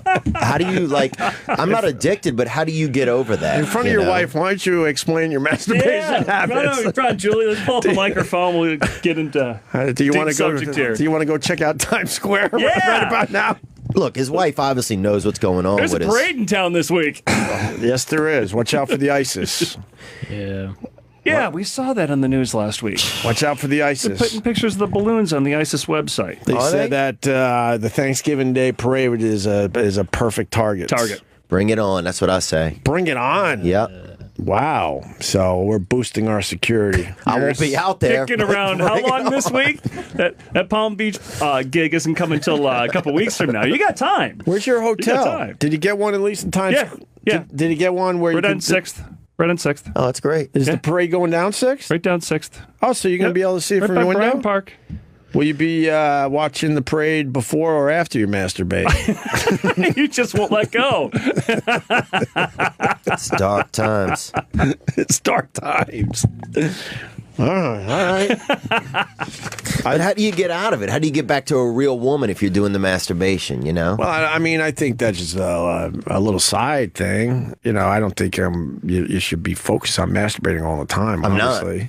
But every once in a while, you're like, Buzzy doesn't even want to say a word about this. You got him in a corner. This guy likes to talk too, Theo.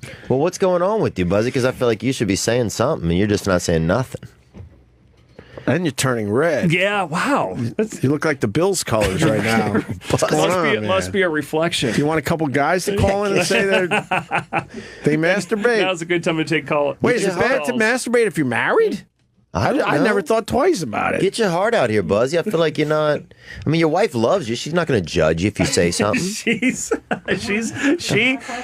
fuck? This is the she's highlight tired of doing her it trip. for you. What the fuck? You got to share. Theo's talking about his mom winning a perm on the radio. You could at least share. No, I got to open up here. Right. Just say something, dude. Wow. Buzzy's out of electricity, huh? Wasn't anticipating this on the show rundown today. See, unfortunately, I know the old Buzzy. Yeah, huh? Like he's like mature Buzzy with a family, 3 kids, and a really good job. Job in media. Like we used to live in attics okay. and stuff, me and this guy, so. Oh, yeah. Well, that's prime area for doing all of that. Used to live in attics with a kerosene heater, no windows. It's probably why I'm not as fucking with it. Could watch the snow come down. Really? Without looking out a window. Oh, yeah. Yeah, the roof had some holes in it. Wow, that's beautiful, man. True story. And the shampoo would freeze. Frozen shampoo in the morning. Well, we looked at the place. We looked at the place when it was like 80 degrees out the beginning of the school year. So you're talking August, early September. You're like, fuck yeah, we could hang out in this attic and live. And then all of a sudden you get that bad winter. Then winter came. Single digits and your shampoo's freezing up. No insulation. No insulation at all. It was a great room in September. It was wonderful, man. The first fucking month we were happening. We had the spot. Dude, I remember that insulation. Remember that pink insulation they used to have in all the buildings? We would have killed for it. Yeah, we would have liked that. Yeah, y'all don't remember. We would have liked that. I remember we found a couple sheets of it when I was young, and we were beating each other with it like it was like a pillow fight. And for like a month we were itching, and this one kid's eyes got all swollen up, and he couldn't even open his eyes for like about 2 weeks. This kid named Nathan. Whatever happened to him, I got to email It's called mesothelioma. Yeah, little Nathan, dude, but I don't think he was going to be much anyway, but we probably curbed whatever abilities he had. He ended up working out about a CVS, I think. Imagine having, I would pay for that pay-per-view insulation fights. Oh, 2 kids beating each other with insulation? I would fucking now his lungs don't work anymore. That sounds like a Rochester pastime, actually. I think you just came up with my first bit on the new show, radio bit, Insulation Wars. Oh, 2 kids beating each other with insulation. I guarantee I can find 2 people to do that. Guarantee.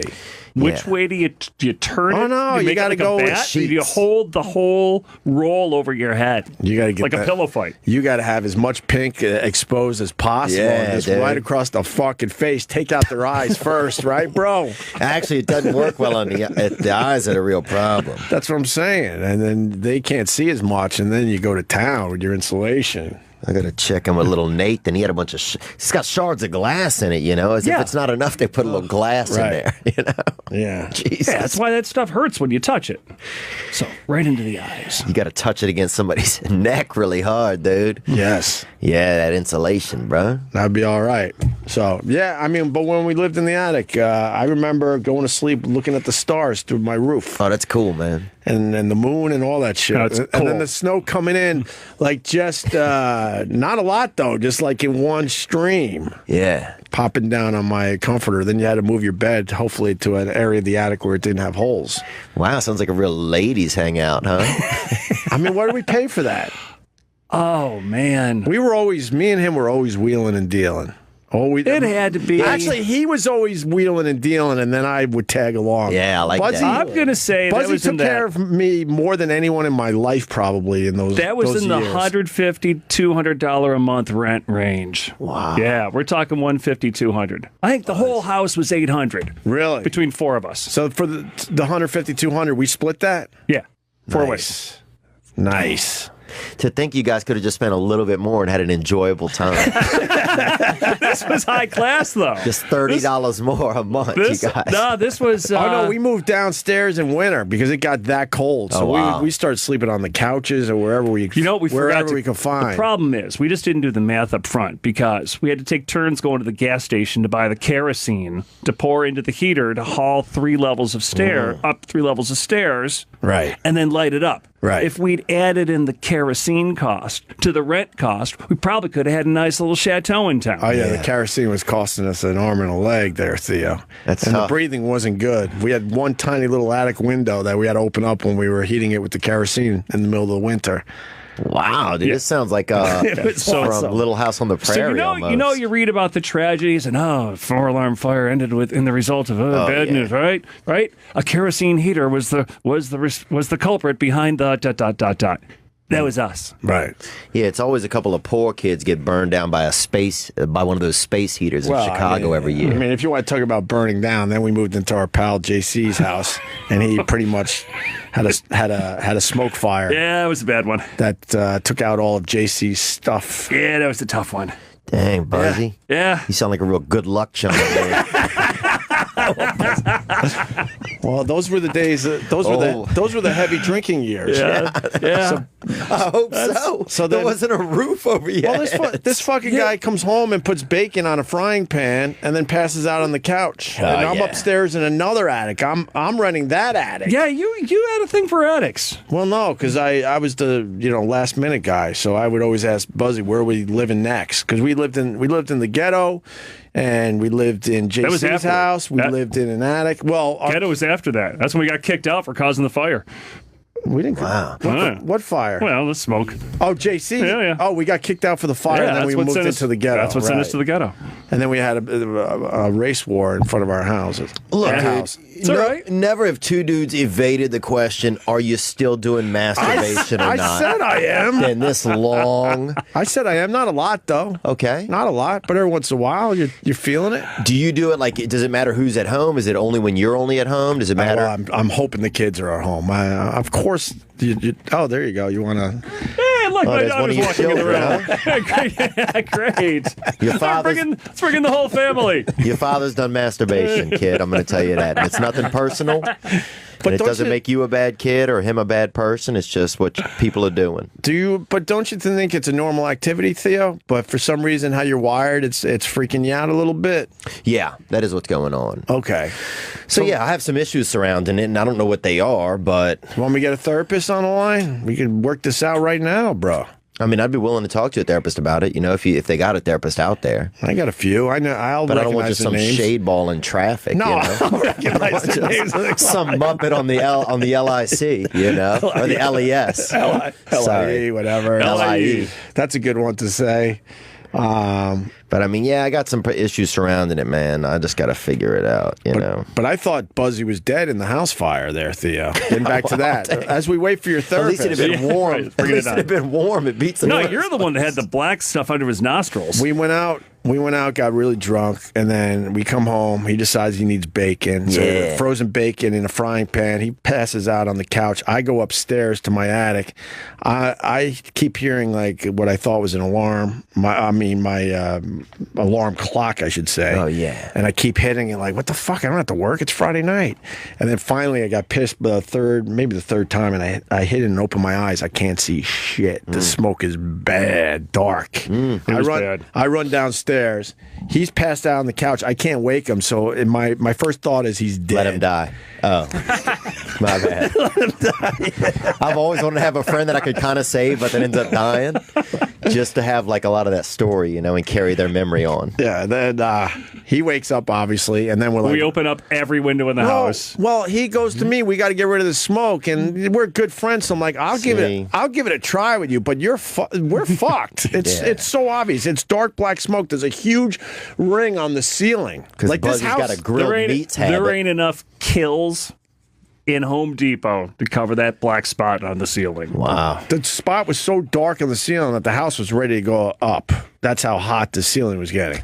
So I'm like, all right, we'll give it a fucking try. We opened every window, every door. You remember this? Oh, yeah. And there was fresh snow on the ground. There was so much smoke coming out of the house that all the snow turned gray from the smoke leaving the house.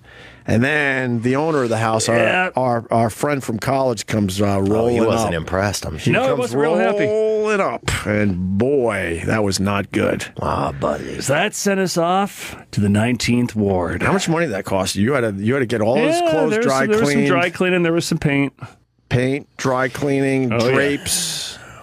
I'm trying to think if I've had anything that good happen at an establishment. But to think, if you'd have left Buzzy there on the sofa, let's pedal back a second. And what, left him? Well, we could do a soccer memorial every year for him or something. Think about that. I went out. You know? I went outside. We could do a big barbecue, Buzzy's benefit. You know, raise money for his wife. We got one of his kids here. We could have her speak as if he's not even around. Them. This is all pre them. Do you want me to tell your kids a story or two? Back at you, bro. Back at you, bro. I know where you live. They're still impressionable. This is like a dirt bag off. You're gonna have to come back when they would understand. I just want to see Buzzy back here when he's able to like really let loose and just let his girdle down and just really just blow his gut out. Talk to me in retirement. You know? Talk to me in retirement. So this is a business thing. That means his job's going very well. Keeping him down. Yes, it does. That's what that's about there, Theo Von. It means he's giving away a lot of perms. And then our pal calls us up and goes, "Hey man, I got a free house in the ghetto." So we went from JC's house that we almost burned down to the ghetto. We went and lived in a group home where they moved out all the residents because it wasn't safe. And they wanted someone in the house so it wouldn't be broken into. And we're like, fuck, we'll do this. Free rent. Free. Do you remember how many months we lasted at that joint? Ooh. Not long, right? 6-9 months. And we threw a huge white man party in the ghetto. Because this house was enormous. We had two huge kitchens, two huge living rooms. We all had 2 or 3 bedrooms each. Massive. It was massive. It is massive. I remember the first night there, scared shitless, falling asleep. I was scared, dude, being a white kid from Long Island. So I you never gotta lived like this at all. Oh, yeah. These late nights, getting a little crazy, neighborhood's getting a little restless, when your buddy's running in saying, "I'm going to call Crowbar." Like, Crowbar, you have a friend named Crowbar to fix this problem. All right. This was our introduction to Crowbar. Well, some of our white ladies were coming to our white party, and then some of the locals had some things to say. And, of course, that tends to start a huge, massive race war. Dang. Well, didn't the bacon help any? Come on, man. Different house. That's why we got That's why we're in this situation. Different house. Throw some more bacon. I remember we tried to do a pork car one time because they had an ice cream truck. And I grew up in a mixed neighborhood, and it was heavily black. And so we tried to do a pork car for a little bit and drive around and sell pork out of the vehicle. And it wasn't a bad business, actually, for a little bit. Just to, because we felt like ice cream was racially, not everybody could get ice cream or knew about it as well, you know? I feel like a lot of those vehicle motorized foods, I feel like a lot of that stuff is can be racially insensitive, you know? Well, you're selling pork out of a car, though? Yeah, somebody's selling ice cream, frozen milk out of a car. What kind of car was it? I think it was a Delta, maybe a Cutlass, Delta 88, something you'd approach for pork. You need like a food truck. Was there an icon on the roof? Pig? No. Did he have a logo? It wasn't an icon. We had a sign that we made out the side. Sign was it?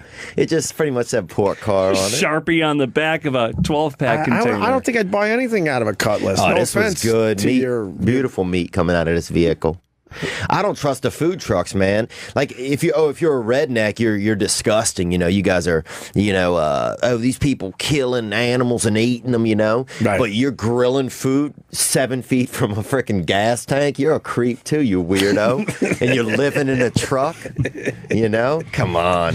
It's become quite popular, especially here in New York City. Nah. We got food trucks that line up every day outside this building. Sit me next to my fat aunt, and I'll just eat whatever's in the fridge. Dude, I'm old fashioned. I would actually buy pork out of a Cutlass because I would think those guys know what they're doing with their pork. Heck yeah. But you need a logo or a sign. Well, was it a hand made sign? We were underprivileged. Yeah, it was kind of handmade. It was some construction. What kind of font did you use though? It's all about the font. Just hand cut out, whatever that calligraphy. is. They had calligraphy. No, I mean, if you're gonna do a homemade sign, you got to get a nice font going. I mean, whatever we fonted out with scissors. It was Comic Sans, basically. Whatever we had. Comic Sans. A little Helvetica. That turns off people all the time. In my father's actually vehicle, he had a couple of 12s in the back because he brought it from some urban gentleman in the area. Yeah.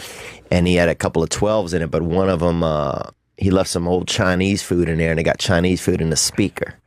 And the food would always rattle around in there because it got real hard, that rice. And it sounded like one of those Jamaican shakers after a while. I was going to say like a maraca. Yeah, like a maraca. All right. So we had one speaker and one real high-powered maraca back there in the back. Nice. And it was pretty cool, man. Real nice. But anyway, that's just life. Where did we go after the ghetto, after we got kicked out of there?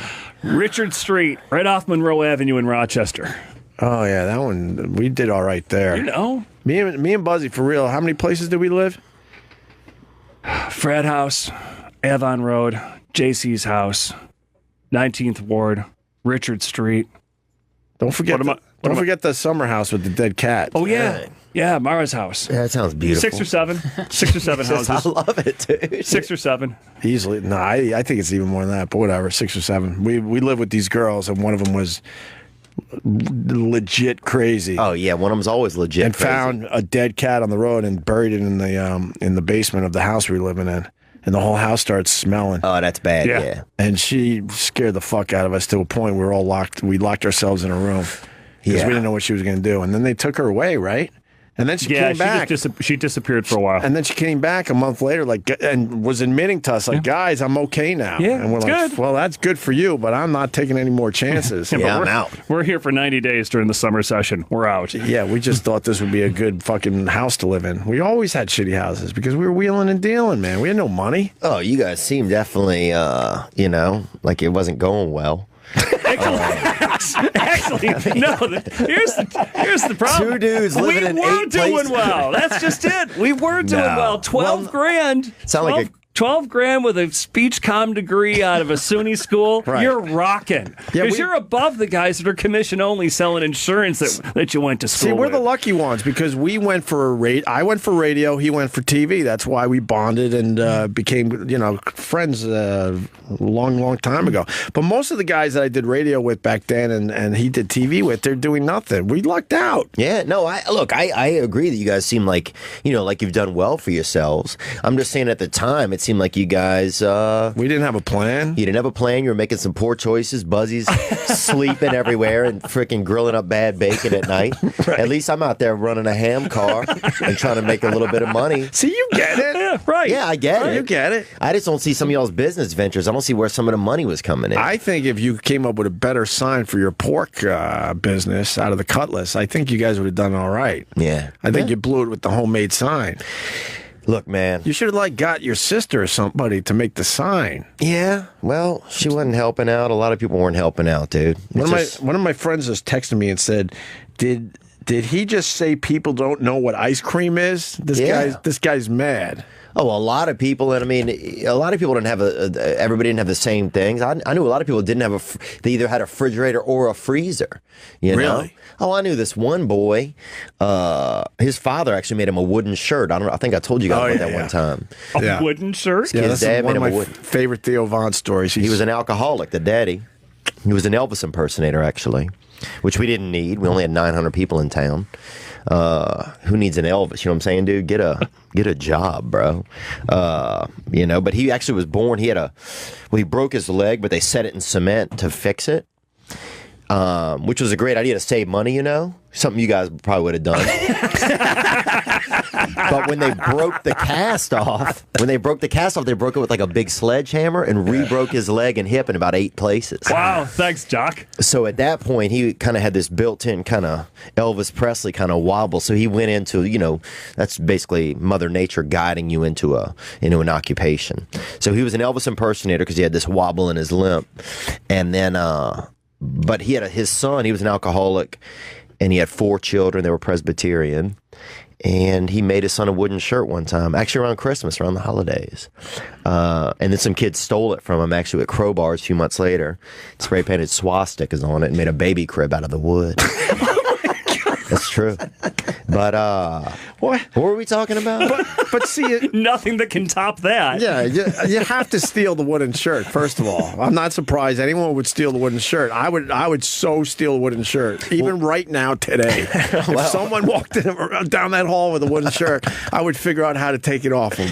And it was plywood too, not even a malleable, not even a teak or something you could get, or balsam you could get in and out of. Right. So but this it helped. This is how it comes full circle, because that family only had a freezer.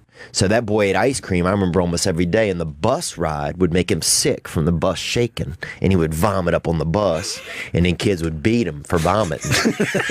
So this wooden shirt... But it didn't hurt. They got bloody knuckles from hitting the wood. Yeah, right. It was a blessing when he got that shirt, because his dad didn't even know what a gift he was giving his son, because he was now able to really protect himself, But maybe on these bus rides. Sorry, but maybe the dad knew the whole time, I got to make this kid it's true. A protective clothing. Yeah. Yeah, that's a nice way to think about it, actually. That's pretty true. Maybe. So where you come from, there are people that didn't know what ice cream was.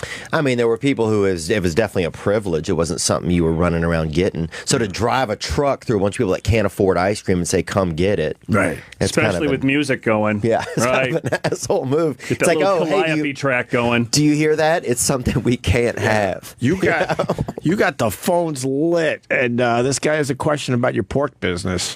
Let me say hi to Jesse in Philadelphia. Jesse. Car, I'll take notes. What's going on, Jesse? Hey guys. I'm just checking to see if Theo had any kind of a business plan or a license to sell shit out of your car. Like, could you just go down to the local purveyor and buy meat and just sell it? Or, I mean, how did you run this business? Well, I'll be honest, my buddy's mom pretty much was overweight and made meat constantly at their house. And she lived off the government. Hair curlers, she put them in, I swear to God, when she was 22, and never took them out, died in them. But she made all the meat, and we just drove it. Her son was, I don't want to say he was mentally challenged, but he was probably mentally challenged without the documentation. And me and him would ride around, and we would sell the meat. We didn't have a commercial driver's license. He had a driving license or some type of a permit, and we would cut it up and sell it out of the side of the vehicle. We actually had a young other gentleman that did it with us, so that we had 3 people, so 3 workers, no permit. Did you pay any taxes on the shit?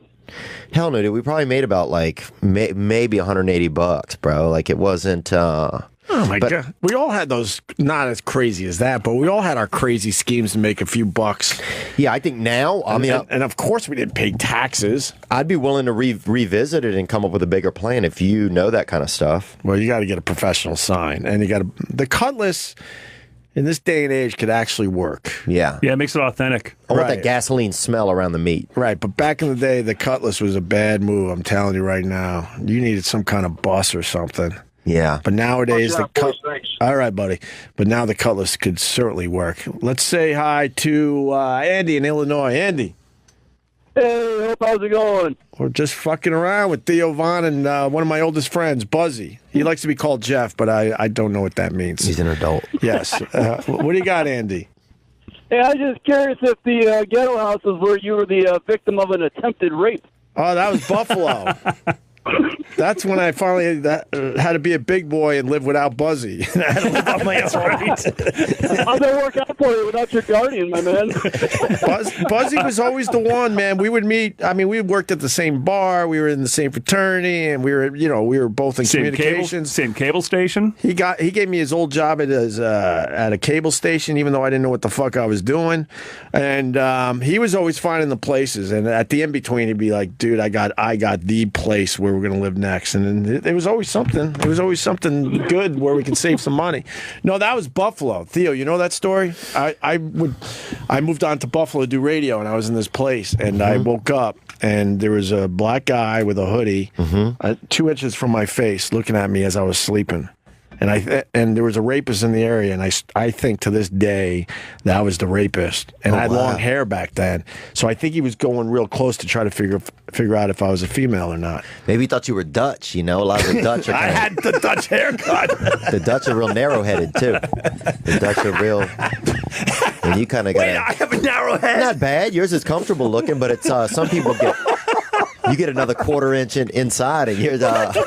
Dude, I never knew I had a narrow head until today. You get a quarter-inch more, you look like you can hide in a wall. You know, you don't want that look.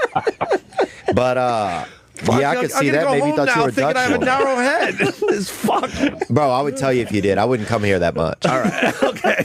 I can't hang around. Nobody hangs out around the narrow-headed that much, dude. It's bizarre. So, I mean, I've told the story. Then I look at the guy, and basically I'm not moving. I'm like, holy fuck, what is this? Is this it for me? I was scared shitless. I didn't move because I didn't know what to do. And I'm thinking if I make a move, that could be bad too. And then I basically said something like, I don't know exact words, but I said on the radio a bunch of times something like, what are you doing here? Oh my God. And then at that point he realized that I wasn't what he wanted. Right. And then he ran out of the apartment. And everything was there. My wallet and keys were close by. He could easily grab those. But how'd you say, what are you doing here? Like, can you reenact that at all? Like, in as deep of a voice as possible? I was leaning on my side, and I woke up because I felt the presence. And then I see this face inches from me. And then I was something like, what are you doing? I didn't know what to do. Yeah. And I was fucking... Oh, it's alarming. I was paralyzed. I was in a major panic, like scared shitless. And then he ran out, and then I chased him out of the building to try to get a make on him or whatever. Yeah. And then he ran down the street, I remember, and then I think he jumped in a car. It's been so many years now, I'm not exactly sure anymore. Yeah. A Cutlass with this with a sign that said pork on the side. Yeah, unburnt pork. Unburnt pork. Yeah, something Buzzy knows nothing about it. No, that was you got me. See, that was Buffalo, Andy. I needed Buzzy. I needed Buzzy. All right. Hey, quick question for Buzzy there, since you're talking about masturbation. Yeah, Buzzy's been talking about it all afternoon. We're trying to get him off the fucking subject. My God. I know it's all about it. I know it. Is he the one that gave you the video of the chick jerking off the dead guy on the morgue? This guy knows about sick shit.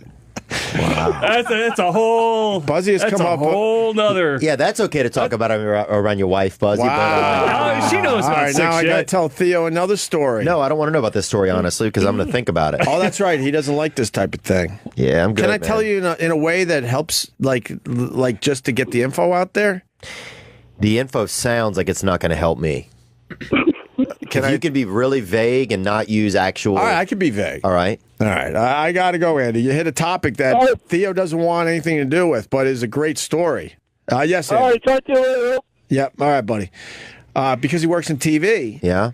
This is way before... Oh, this is okay for your job, this combo, huh, Buzzy? This goes way back. This goes way before the internet. This goes back to senior year in college. We had an assignment for a class, and we needed... Are you cleaning this story up for your wife and three kids? Yeah, she knows everything. But he really doesn't like talking about porno or any of that stuff, so you got to be careful, because I promised my friend Theo Vaughn we'd keep it vague. We were talking... Yeah, we had a classroom assignment. It was something about controversial news stories. And we knew a guy, okay, Ed. we won't say his name. We knew a guy in Rochester. No, that's his real name. Okay. He's not even like changing up his name. Just an Ed. This guy had tapes, bro. So next thing we know, we got a school assignment. Next thing you know, we get a VHS tape delivered by mail, and it's got the Zapruder film. It's got footage of a guy being pulled out of a building with a knife. You got to be careful. He doesn't want to hear the shit. Yep. Just bad stuff. It was just it was akin to Faces of Death from the 70s. And these This were was like a videos that modern this version. man had made himself? No, he was a collector. He just put them on to one spot reel for us for our class assignment. That's a hell of a class assignment. What a nice guy. We're the only ones that walked in with a video. I think we got an A on it. Because of him, I saw the Zapruder film. I don't know. Never heard about that. When was it on TV? Geraldo played it once in the 70s. Geraldo. He is a Zapruder So when we film. all started checking that tape out over and over again. It was really hard. It wasn't. There was I no remember bringing a copy home. I remember bringing a YouTube. copy home to my parents and like, where the fuck did you get this? This was only shown on TV once, and it wasn't the days where you could tape anything off the TV. I had my own copy of that shit because of him. This is it, huh? Oh, Geraldo, beautiful 1975. hair. Yeah, this was very Michael Landon. Wow. Yeah, 20 years before YouTube. Right. So we had this stuff. So anyway, this tape had some crazy stuff on it, Theo. Maybe Theo goes and gets a cup of coffee and we could talk about the hand job. Oh, the Zapruder film was of the JFK assassination? Yeah. Oh, wow. Yeah, actually. And he had a copy. Buzzy had a copy. No one in the country really had a copy except for people here and there. Grab a copy of today's USA Today. Zapruder's daughter just wrote a book about what the impact of that tape had on her family over the course of the next 50 years. Wow. It's in big article, today's USA Today. Oh, I would like to read that. Yeah. It pretty much ruined their lives. I can imagine, man. Their lives became because they got all about accused that. of profiteering, and he was just a guy with a camera. Unreal. Sitting in Dealey Plaza that day. Dealey Plaza that day, just checking out the action. So yeah, man, Lee Harvey Oswald, dude. We used to live on my street, not at the same time as me, obviously, but the town that I grew up in, my street, Lee Harvey Oswald. That's actually tomorrow too. Yeah, I know. November 22nd. Oh my God! I think I just saw part of something. What? You've never seen that? No, I've never seen that. I don't want to. You've never seen the Zapruder film? No, and I'm okay. I was better before I even just think I saw that. Sorry. Theo doesn't check this shit out. Let me say hi to Kevin in Virginia. Kevin. Why you guys are doing this? Hey guys, Theo. Hey Theo, when you first came on the show, I wasn't a big fan of you, but brother, I love you, man. You crack me up so much. I'm going to think the rest of the night now. They stole the wooden shirt, painted swastikas, and made a crib out of it. They did. Well, they allegedly made a crib, man. I don't know if that's what I heard. So that part, I'm just telling you what I did hear. Awesome. Thanks, man. He goes awesome. And nobody had anything against Jewish people. They didn't even have any Jewish people in our area. People had just seen that on pamphlets and stuff, Right. Swastikas. Right. But thank you, man. Nice to meet you. All right. Let me go to Alabama before we take a break. Matthew, go ahead. Oh, you're going to be a minute? What? Matthew. Just tell me when you're ready and I'll move. Oh, okay. I'll back it on up then. Yeah, back that thing up, man.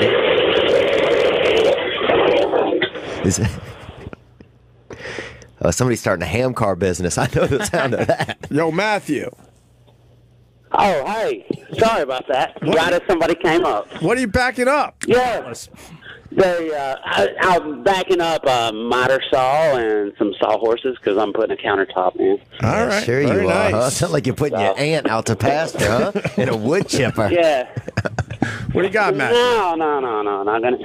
I was just wondering. The first time I heard Theo Vaughn tell that wood shirt story, yeah, it was his dad who made it, and it got left in the garage. I believe it got carpenter bees in it.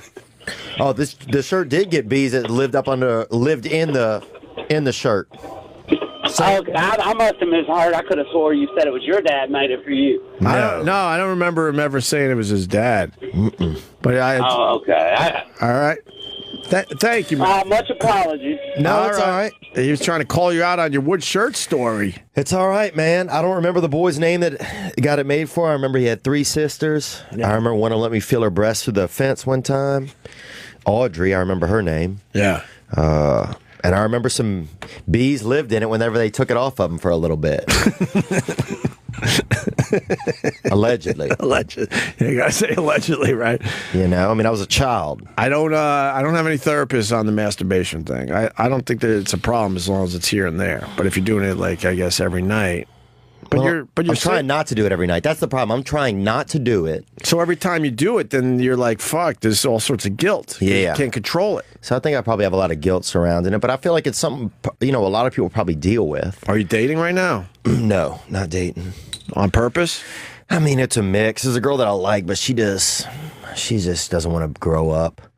So, and I'm trying to grow up. So it's just hard, What makes her not want to grow up? She's just vague, and just the communication is just whatever. And I know she likes me, but it's just like, I just don't have time to just play a million games, Right. I'm just trying to be an adult, and I don't feel like explaining that to her because then I'm just sharing my feelings too much, So it sounds like she's younger. Yeah, she's a little younger. She's probably about, I think, 25 or 26. She's a great girl, though, but, I mean, I don't know. Right. We'll see, man. If somebody has an ex-wife out there that, they feel like it was probably decent, or, a tall sibling or something like that, or a tall child even, but that's an adult legally, let me know, You scared me with the tall child. Until you came around with the... Yeah, no. Yeah, 19 or up. So preferably older than that a little bit, but... And did you say someone's ex-wife? Yeah, I'll take an ex-wife, man. I'm not, I'll even raise somebody else's child. If you're sick of raising your kid, or you want to get out of the country for a little bit, but the lady seems decent. So you want like an instant family? That's a lot. Well, I'm just willing to take that on. I feel like I can. If you're really in love, then you don't care about the instant family. Right. But I feel like I could be a decent stepdad. I feel like, I got it in me to try, I mean, you guys are dads. Do you think I could do it? Absolutely. How old is the kid, though? Absolutely. Is there an age limit to the instant family? Yeah, I don't want a kid probably that's older than probably 9. So 9 or under.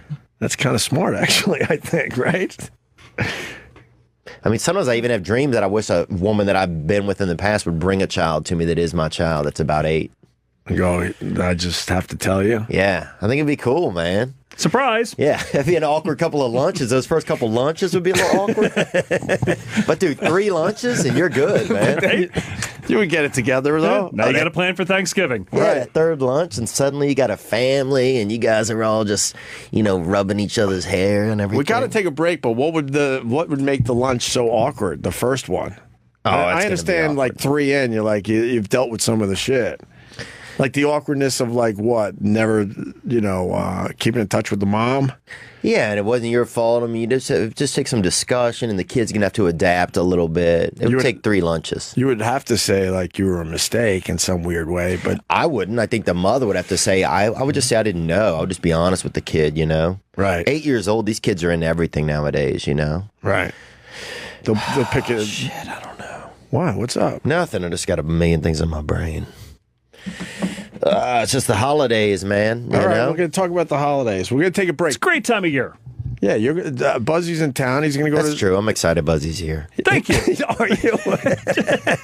Thanks, Theo. It's a great week to be in New York. You're going to be doing, are you going to do the balloons on the Upper West Side? We are doing cliche things every day of the week. Don't do the balloons. That's good. It's a nightmare. Cliche things. Wednesday night. It's all New York. Wednesday night, they blow up all the balloons for the parade. Oh, wow. On the Upper West Side. And it used to be a thing where New Yorkers discovered on their own sort of, like, hey, look what they're doing. And then now it's really organized. They put you in a corral, and it's a nightmare. Oh, it's not fun. Not anymore. Didn't they used to do that at the Meadowlands? What, the balloons? Put you in a corral. No, they've been doing Upper West Side forever. Okay. Forever in my I old remember neighborhood. seeing, or maybe they tested them out there first. Oh, they I remember do that. seeing them in the parking lot. Oh, they do that. They'll test out a new balloon or something. But for the parade, they blow them up all on the side streets, and you can see them blowing up. But it's a nightmare. They put you in corrals, and then you got to you can only exit the corral like 20 blocks north of where you need to be, and it's a pain in the ass. And then you got the rude New Yorkers that are just elbowing you and just being dicks. Yeah. But they said, someone told me that you should go up there very early Thursday. No one's out because they're all at their families. Then you can wander around and check out all the balloons and the performers warming up before the parade. Little tip for you, Buzzy. Thank you so much, Ope. So if you're up early Thursday, that's what you do. How early, though? That's got to be, 5 a.m.? I don't know. As the sun's coming up, probably. Beautiful time of day. They're probably getting out there. Buzzy is fired up, dude. I'm an early bird.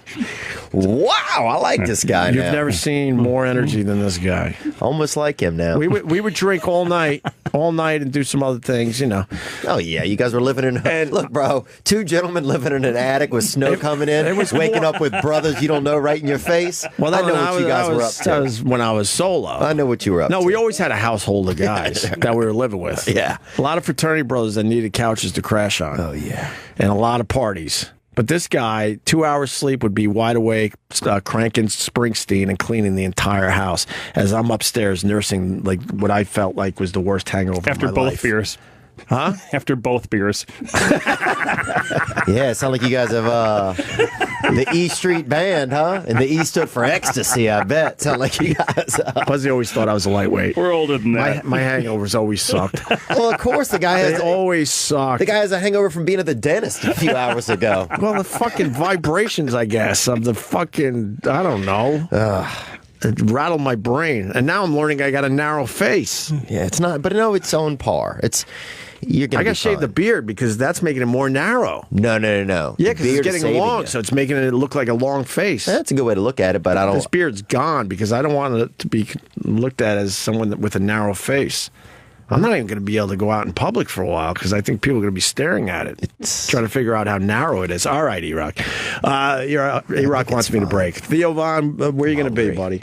I'll be at the Palm Beach Improv December 9th through 11th. And that's where I'll be. Okay. Florida. And Carl's plug, Mad Cuban's going to be on the Food Network tonight at 8 p.m. There you go. For a reason. All right, without all the sad stuff. The Mad Cuban's For good. Alzheimer's, That's his grandfather. the whole point of the plug. Yeah. They're going to want to see the Mad Cuban on the Food Network at 8 o'clock tonight. Right, for Guys Grocery Games, Judges Edition. He's very talented, this Mad Cuban. He's going places. Yes. He's going to be. He's trying to win $30,000 for the Alzheimer's Association. And he does this radio show. He's a natural. Alzheimer's is huge too, man. We got to help that out, man. We'll figure that one out. Yeah, you think? Yeah, that one we'll figure out. My stepdad has Alzheimer's, and it's getting him. Blows. Buzzy, he's always gonna see these mittens on that are. Why does taking them off and putting them on? He put them on you, but then he gets alarmed and. Wait, he puts mittens on people? Yeah, his own. It's pretty sweet, actually. It's kind of like, but it's Alzheimer's. He's infected with Alzheimer's. That blows. Buzzy, any plugs? Yeah, Statue of Liberty tomorrow. Today's show Wednesday. Chinatown for Thanksgiving on Thursday, and LaGuardia Airport hitting the road going back home to Atlanta on Friday. Thank you so much. When are you going to find time to masturbate within that schedule of yours? As soon as he gets, gets his pension, that's when we'll know. All right, we'll be back. Unbelievable. We'll be back. They're hating on the Green Day. What else are they hating on these days? Hamilton they're hating on. That's such bullshit. Oh, let's do this, Eric. Yeah, voice your opinion. Well, first of all, Green Day, Billy Joel Armstrong arrested and fined $141 for dropping pants at a concert back on this date in 1995. Whatever. Did he show his balls? Probably did. $141. That means That's nothing. Dude, I pay that. That means it's not that impressive when he dropped his pants. That's an embarrassment if you're only being fined $141 after showing your dick and balls. He probably didn't show his dick and balls though. He's probably he was probably mooning the crowd. Why is the Hamilton thing bullshit? Because they didn't say anything bad. Like, because Trump comes out and said, "How dare you attack somebody?" You know, he's the vice president, and it was very rude the way the cast was taking that opportunity. It was nothing. They just said, "We hope that you," and they expressed some of the things that they would do in the new administration. All that they didn't say. Like a protest and attack him. They just said, we want these things. We hope that you guys will live up to that. Right. Disrespecting a paying customer. No, he didn't pay for those fucking tickets. Yeah, I'm pissed off that he got tickets for Hamilton. How about we focus on that? Okay, that's the underlying focus because a lot of other people were pissed that Of people got course, tickets we're all for this, pissed too. off that he got tickets for Hamilton. That you can be upset with. It's almost impossible to get tickets for Hamilton, Mr. Theo Vaughn. It's like a year or so waiting list on that. It sounds fancy. He walked in, and then people were booing. More boos than cheers when he walked into the theater, right? Yes. And then I believe the cast realized only less than an hour before that he was showing up to that performance. So then they quickly figured some shit out behind the scenes. And right? they said that was after the curtain call too. So you saw the show, you saw them come out for a couple of curtain calls and everything, and then they were like they do. They address the audience with fun stuff or whatever. And they took that time to point out that he was there because everybody knew he was there. And they asked if they would in a way keep things in mind, like this is what we want as people. So you're going forward. We want these things to make sure that you keep doing these things. And then Trump comes out and say, "How dare you attack the vice president?" The vice president, the vice president elect, sorry, and even Pence said it was fine. It was no big deal. Yeah. You're a public figure. You're running the government now. You got to be used to that. Well, I mean, but Trump is good at letting things go, so I'm sure this will. He was pretty obsessed with this all weekend long, wasn't he, Rock? He was, but it was just him. Right. Pence didn't say much, and I'm not a big Pence fan, but he handled it the right way. He said, "Yeah, it was." Sounds like you're not a big Trump fan either, there, Mr. Eric. Rock. Yeah. I'm not. I don't know what the It's fuck's okay if going you're on. not. I was and I wasn't. You know? Wait, you were a Trump fan for a while? Financially, it does benefit me, but as some of the things are coming out, I'm just like, I'm not really. Ooh, are you gonna get a tax break with Mr. Trump in the White House? Well, I'm sure you will as well. So we'll be doing good next year. That part of this is true, there, Theo Vaughn. Yeah, it's true. Well, I mean, I don't know. I mean, I think the part that got me about it was the get out your phones and share this and tweet this and stuff like that. I felt like at that point it was it felt a little bit like self-serving. That's the part that I didn't, that just jarred me. I thought that their message was fine, and if I haven't heard a lot of what Pence has said recently, or Pence, I thought he was a high school football coach. He looks like every high school football coach. Well, basically. he also looks like the senator that's trying to destroy the X-Men in the comic books, and from that old '60s cartoon that everyone loves. 100%, man. Yeah. So I don't know. I mean, what about the hashtag? Johnny Quest. Johnny Quest. He looks like the old guy from Johnny Quest. Yeah. Oh my God! Very good pull. I can't think of his name. I know exactly who you're talking. I don't know the. Wow. I know the character. I don't know his name offhand. But Yeah. That's it. Wow, that's very good. Very good call. That's remarkable. But it's Lego hair. He's got great hair for an adult. He's got great hair, man. For an adult. And I think that's something nice that our country needs to see anyway, especially with a guy like Trump in there. I don't appreciate you saying for an adult. Why can't he just have great hair? Well, look at who the president is. Right. And that's horrible. Yeah. And I like this What hair would make it just great hair without the for an adult? He's added? got great hair. I think they'd have to be like 28 years old. So it's got to be less gray, although he's all gray. So maybe a little salt and pepper. Well, he just has great hair for an adult. I feel like if I saw a child with that hair, I'd be like, oh, that child has pretty rough hair for a child. that is some kind of pigment issue. That's right on. I mean, it's only to me child and adult. That's it. Oh, no in between? I don't feel like there's any in between, really. See, that I think is your problem right there. I could be your therapist. You gotta start realizing there's an in between. So you want to go from like a child to an adult. You're in the in between stage, bro. Well, I think part of that maybe it was just growing up with my dad. I just didn't think about it any in between. I just saw that I was a child and that there was maybe this old, that was how it ended, or I don't know. But now you're feeling like I got to be an adult all of a sudden. Well, we had a lot of pedophiles in the area, and I don't know if I've talked about that before, but... Oh, boy, have you. When that's the first thing you notice when you're a kid, when you're 9 years old and all these pedophiles are coming to the door and leaving messages for your mom and stuff, and, Wait, were they trying to get to you through your mom? No, they had to leave the card that said, I'm a pedophile in the area. I'm local. Before they had the app, you had to drop a card off. You literally had to, or you could get in trouble?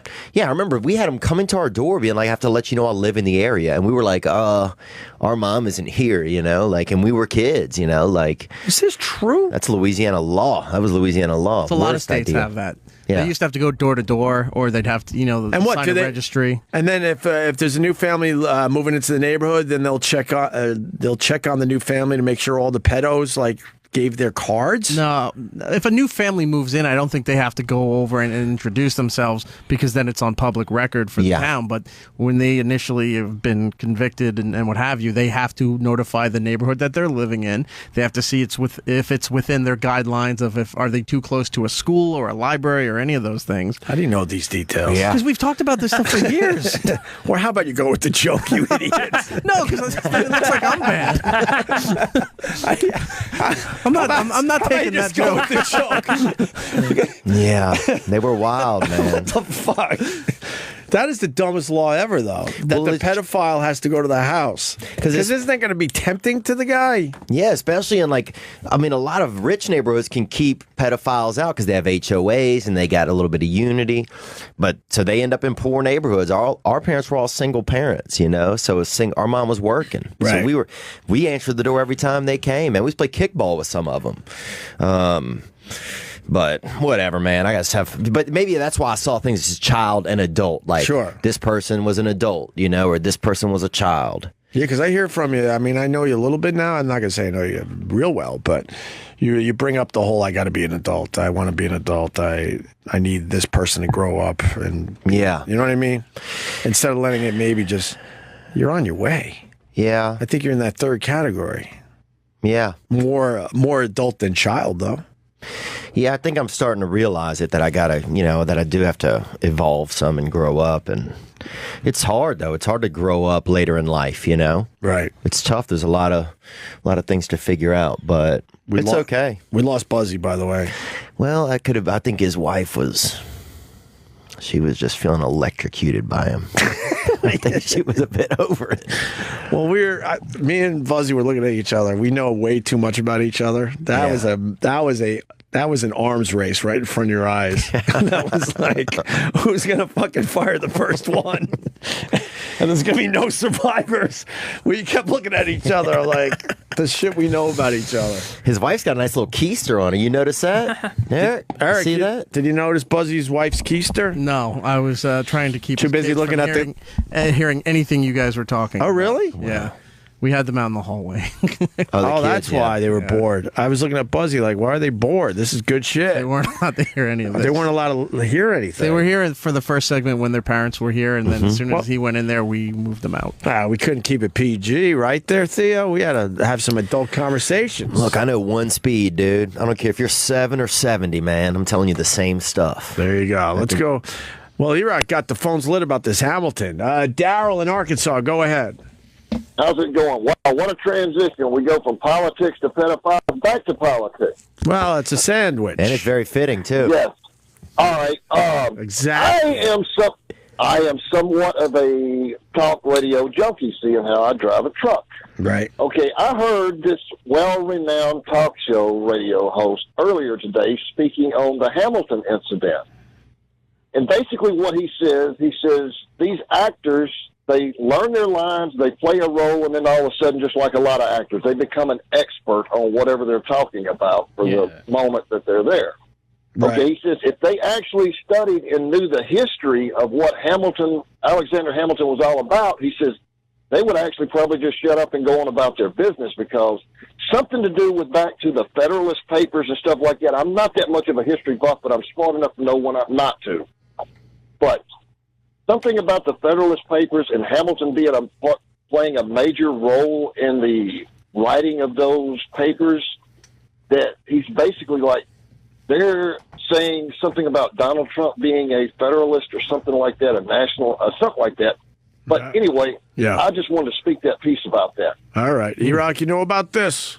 No, I have not seen it. That went flying right the fuck over my head. I didn't study Hamilton enough. I know I want to go see the damn show. I know about him from the Lazy Sunday video. That's about it.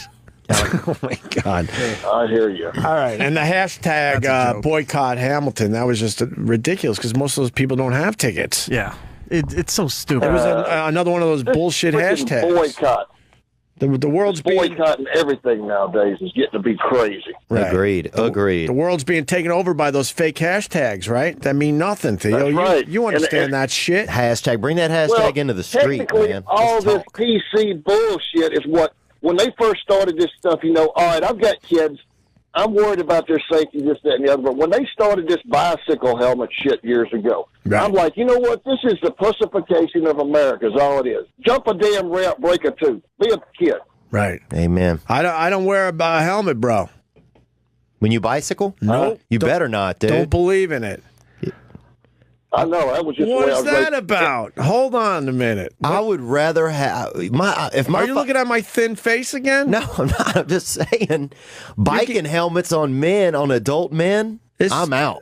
I'm with you. Okay, good. I would rather take the hit to the noggin. Yeah, I'd rather my dad be in a wheelchair sitting there than being like, oh, yeah, my dad wears a helmet when he bicycles. I've been riding bikes since, I don't know, when did you start? 6 or 7 probably? Yeah. I've never had a fall like that. You see these guys in New York with their bike helmets. Yeah, get out of here, man. I'd rather be feeding my dad soup and know that he went out there freelance. Especially they're on a dumb city bike or something, going a mile an hour with a bike helmet on. I can understand if you're doing some shit with your bike. Watch me get hit by a truck later on today on one of those city bikes. That's why I don't like talking like this. But I feel you. America's got to toughen up, man. It's tough. Some places. That's right. Well, Opie ought to know about that, seeing how he grew up. Well, I got one question for you. Seeing how I lived about 6 miles from where you went to college at down there, yeah. How do you pronounce that word, A-V-O-N? Avon. Avon. That's the only place in the country that I know that calls it Avon, other than Avon. The Avon lady's coming. Yeah, Avon. But I don't live up there anymore. Oh, my God. You don't even know what just happened, snow. Paul. That's how they say it up there. Tell them. Uh-huh. Tell them. Everybody says Avon. I'm like, how the hell does A-V-O-N spell Avon? I'm like, I don't have average. Now I look more stupid than I am. I know it's Avon, but up there they pronounce it Avon. Avon, that's just like Leroy or Leroy. They call it Leroy. What the hell is it all French about up there? But Paul's looking at me like I didn't know how to say the name properly. I was going with what he said. Locally, they say Avon. I know it's Avon. Avon calling. Right. Yeah, Avon College. I tell you what, I don't miss the snow when they had a good 18-inch whopper over in Binghamton area this morning. Oh. Well, the McRib is back, dude, and I'm hard from that a little bit. He's actually touching himself. Are you touching yourself over a McRib? Oh, dude, I got a couple of yeah, man. All my urban buddies are fired up too, dude. I'm on this text chain with a couple of urban gentlemen, and we're always kind of. You want to hear something extremely embarrassing? We get excited when the MR is back. You want to hear something extremely embarrassing? I don't think I've ever had a McRib in my entire life. What makes it so good? It's like a piece of rubber on a bun. This guy's all right. I like Daryl. Hey, I would like to have a conference call with Chuck one day. I'm pretty sure we could get down on some bad shit. All right. If you hear Chuck, the next time you call back. Amen, man. All right, then. Y'all take it easy. All right. Be safe. All right, later on. All right. The McRib is just nostalgia because it's not there so much all the time, and sometimes it's not even a yearly thing. Sometimes it goes away for a couple years and then eventually comes back, and people go nuts for no reason. E-Rock, safe to say you're a foodie? Yeah. Do you like the McRibs? I like a rib sandwich, but the McRib from McDonald's is just there's nothing to crow about it with that. Yeah, it's like somebody's. It's like it's huge. That picture right there. That's the first problem. Is these huge slivers of onions, which that's all you're tasting, and it's disgusting. Yeah, they're hiding the taste. And then the barbecue sauce is the same stuff that you dip the McNuggets in. So just do that. Right. Yeah, but if you want a rib sandwich like that, there's so many other places that you can get it. Theo wants the McRib. He's starving, by the way. I failed on my mission to get you food. I think the order's placed. For what, a McRib? No, we got. They're gonna bring it up.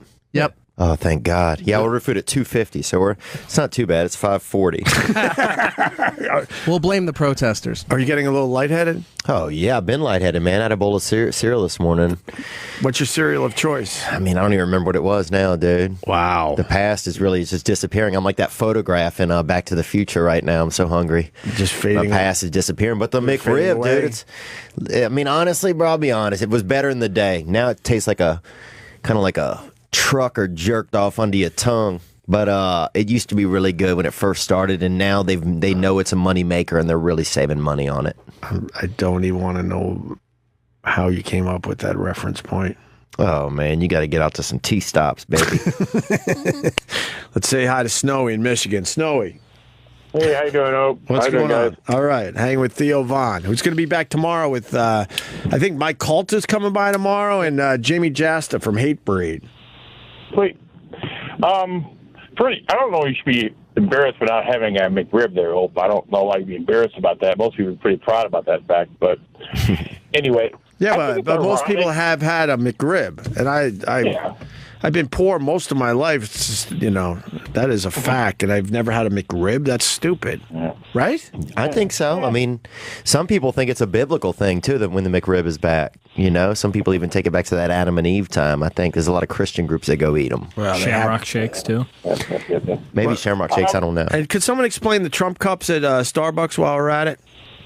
If anyone knows. Anyway, what do you got, Snowy?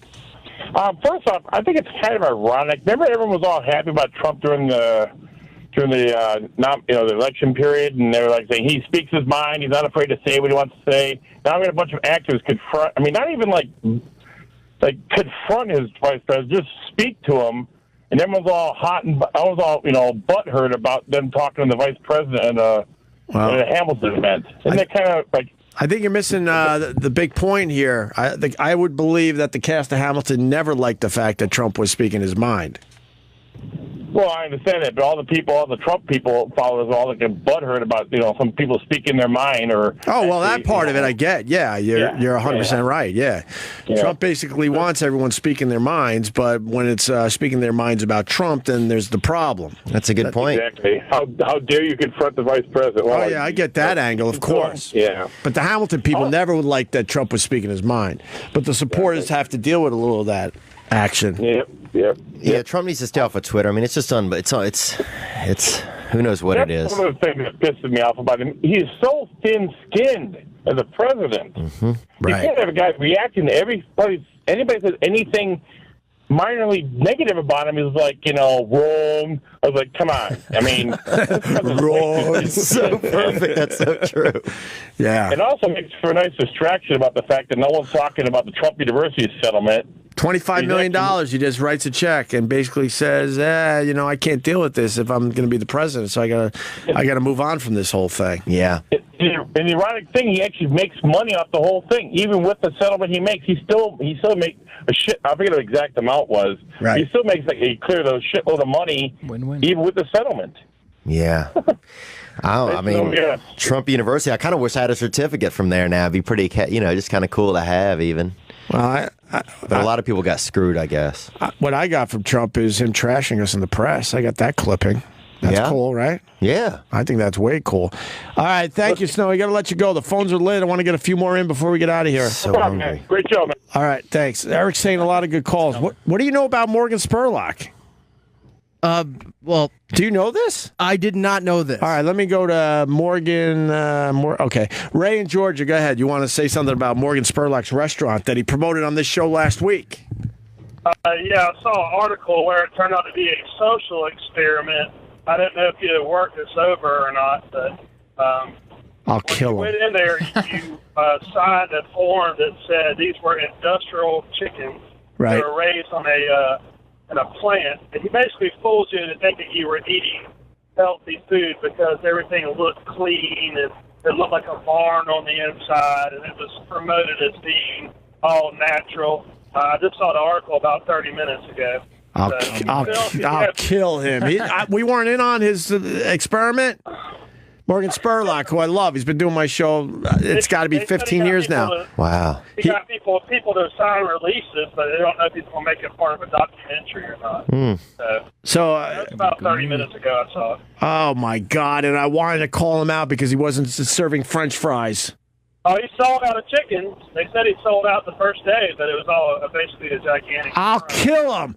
I'm in this category. Go up to the headline. Morgan Spurlock defends Holy Chicken. People shouldn't feel duped. I feel duped. What did he do? Yeah. He came in here saying I'm starting a chicken restaurant. It was a lie? And then he hinted that it would be franchised across America. After you I've known the guy for 15 years. He should have let me in on the bit. After you ate the chicken, he told you it was raised in an industrial plant setting. It wasn't all natural and free range. Right. That you were eating a produced chicken. Was it good chicken? It says Spurlock insists it isn't a hoax and that he wants to build a business. He has no intention of building a business, but he wants to. Yeah, we all want Eric, to. what do you got on this? I'm reading a different article from Canada here, and they're saying that it is not confirmed, and Spurlock has not confirmed that if this is part of another documentary that he's shooting. Do they deliver? That's what I want to know, I'll dude. kill him. Can you say that? Why are you angry with him? I've known him for 15 years. He should have said, "Hey, man, let's do some shit."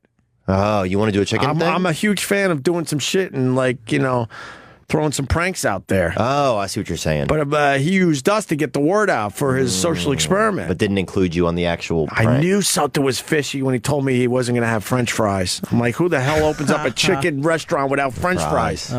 Thing in this article said reports a few diners noticed at the restaurant's twists, including table cards explaining that the chickens were raised similarly to industrial chickens, and a sign suggesting a wooden counter would make customers think of cute little farms with barns and other healthy stuff. Oh. So there were disclaimers under the stuff that they were trying to convince people of.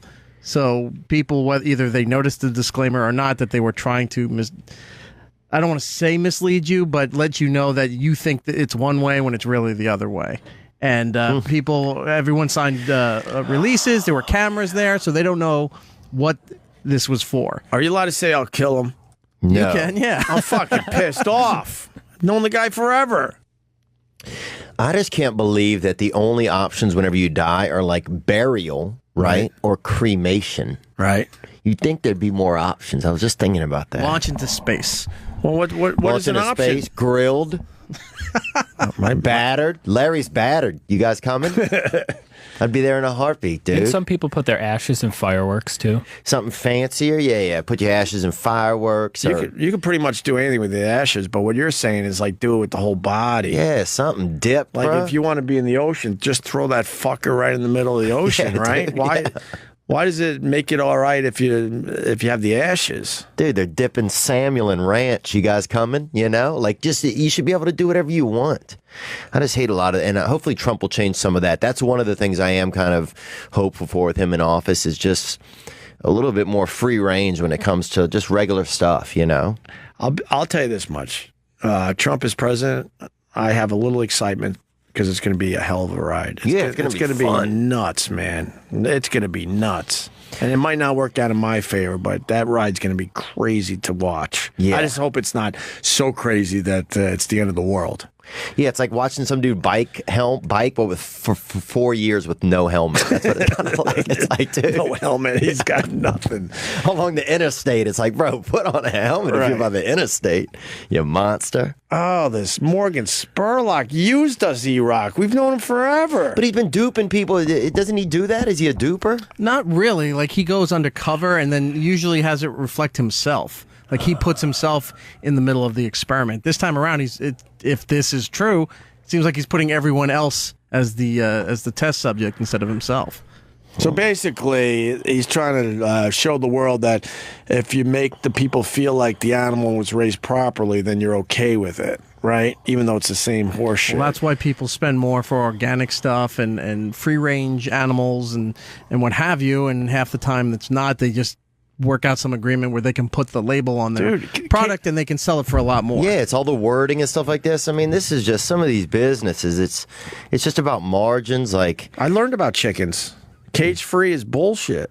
Yeah. It just means they're not in cages. They're still on top of each other because they shove them all into a barn or whatever. They're in bags, aren't they? They're basically living on top of each other. Just because they're not in cages doesn't mean their lives are that much better. And free range, all that means is there's a little door that opens to the outside where the chickens could get out of the coop or whatever. Oh. But they can't even find it. They can't even get to the door if they're on the other side of the coop to begin with. But as long as they have that, then you could say that your chickens or your eggs are free range or whatever, or your chickens are free range. It's all horseshit, and we all just gobble it up. like, oh, okay, I got to buy cage-free or free range. Well, we gobble it up, but also at a certain point, like, is there any credibility? Like, why don't companies have any credibility that I guess it's just about margins, man. The fact is, you can't raise the chicken properly. I mean, we love chicken. We eat a shitload of it, and people don't want to know how they're living before it ends up on their plate. Hey, eat Vietnamese, baby. Eat local. That's what I'm doing.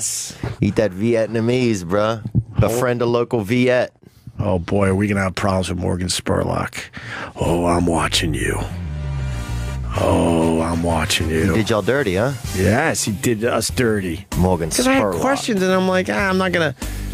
He was talking about how his restaurant was going to have, like, kale chips. And I'm like, you need French fries. But I let it go a little bit because I've known him forever, and now I feel fucking... I should have went all in. You got taken advantage of. Should have went all in. All right. See if we can get him on the phone tomorrow. Yeah, let's try to get him on the phone and have him explain himself. Get a McRib, man. More stupid names to pronounce. We don't have time for that. And Trump's Starbucks cup issue. Yeah, we'll get into that tomorrow. I only saw like a little bit of it as I was coming in today. I'm too busy watching that Oak Island, which is driving me insane. Is it a TV show? Dude, don't even start. Is it good or not? It sounds horrible. I don't know if it's good. I got sucked in by Vic Henley, and now I'm like, oh, God. Now I feel like I have to watch every fucking episode. They haven't found shit in 3 seasons. It's driving me nuts. Sounds All right, horrible. Rock. Theo Vaughn, you're coming back tomorrow, right? Yeah, I'll be back tomorrow, man. Vic Henley's watching that? Yeah, and I am now because I'm hooked. Now I got to at least like play it out. Theo, go ahead. I'd rather watch a diorama, man. What do you got? I'll be at the West Palm Beach Improv, and that's down there in Florida, one of the big 50. And that's December 9th through 11th, and you can come out and just feel each other's joy. And that's it? That's it, man. I got some stuff next year, but all right, just trying to get my soul right, man. All right, we got the YouTube channel. Blackberry Smoke gave us 3 1/3 songs. They were great, man. They were good. And we got video of their performances on the YouTube channel, Opie Radio. What do you got, Eric? Carl tonight on Guys Grocery Games, 8 p.m. on the Food Network, raising money for Alzheimer's Association. And brand new Opie Radio podcast on iTunes and Google Play. You can download that. And brand new episode of It's Eric Nagel on Sirius XM on demand.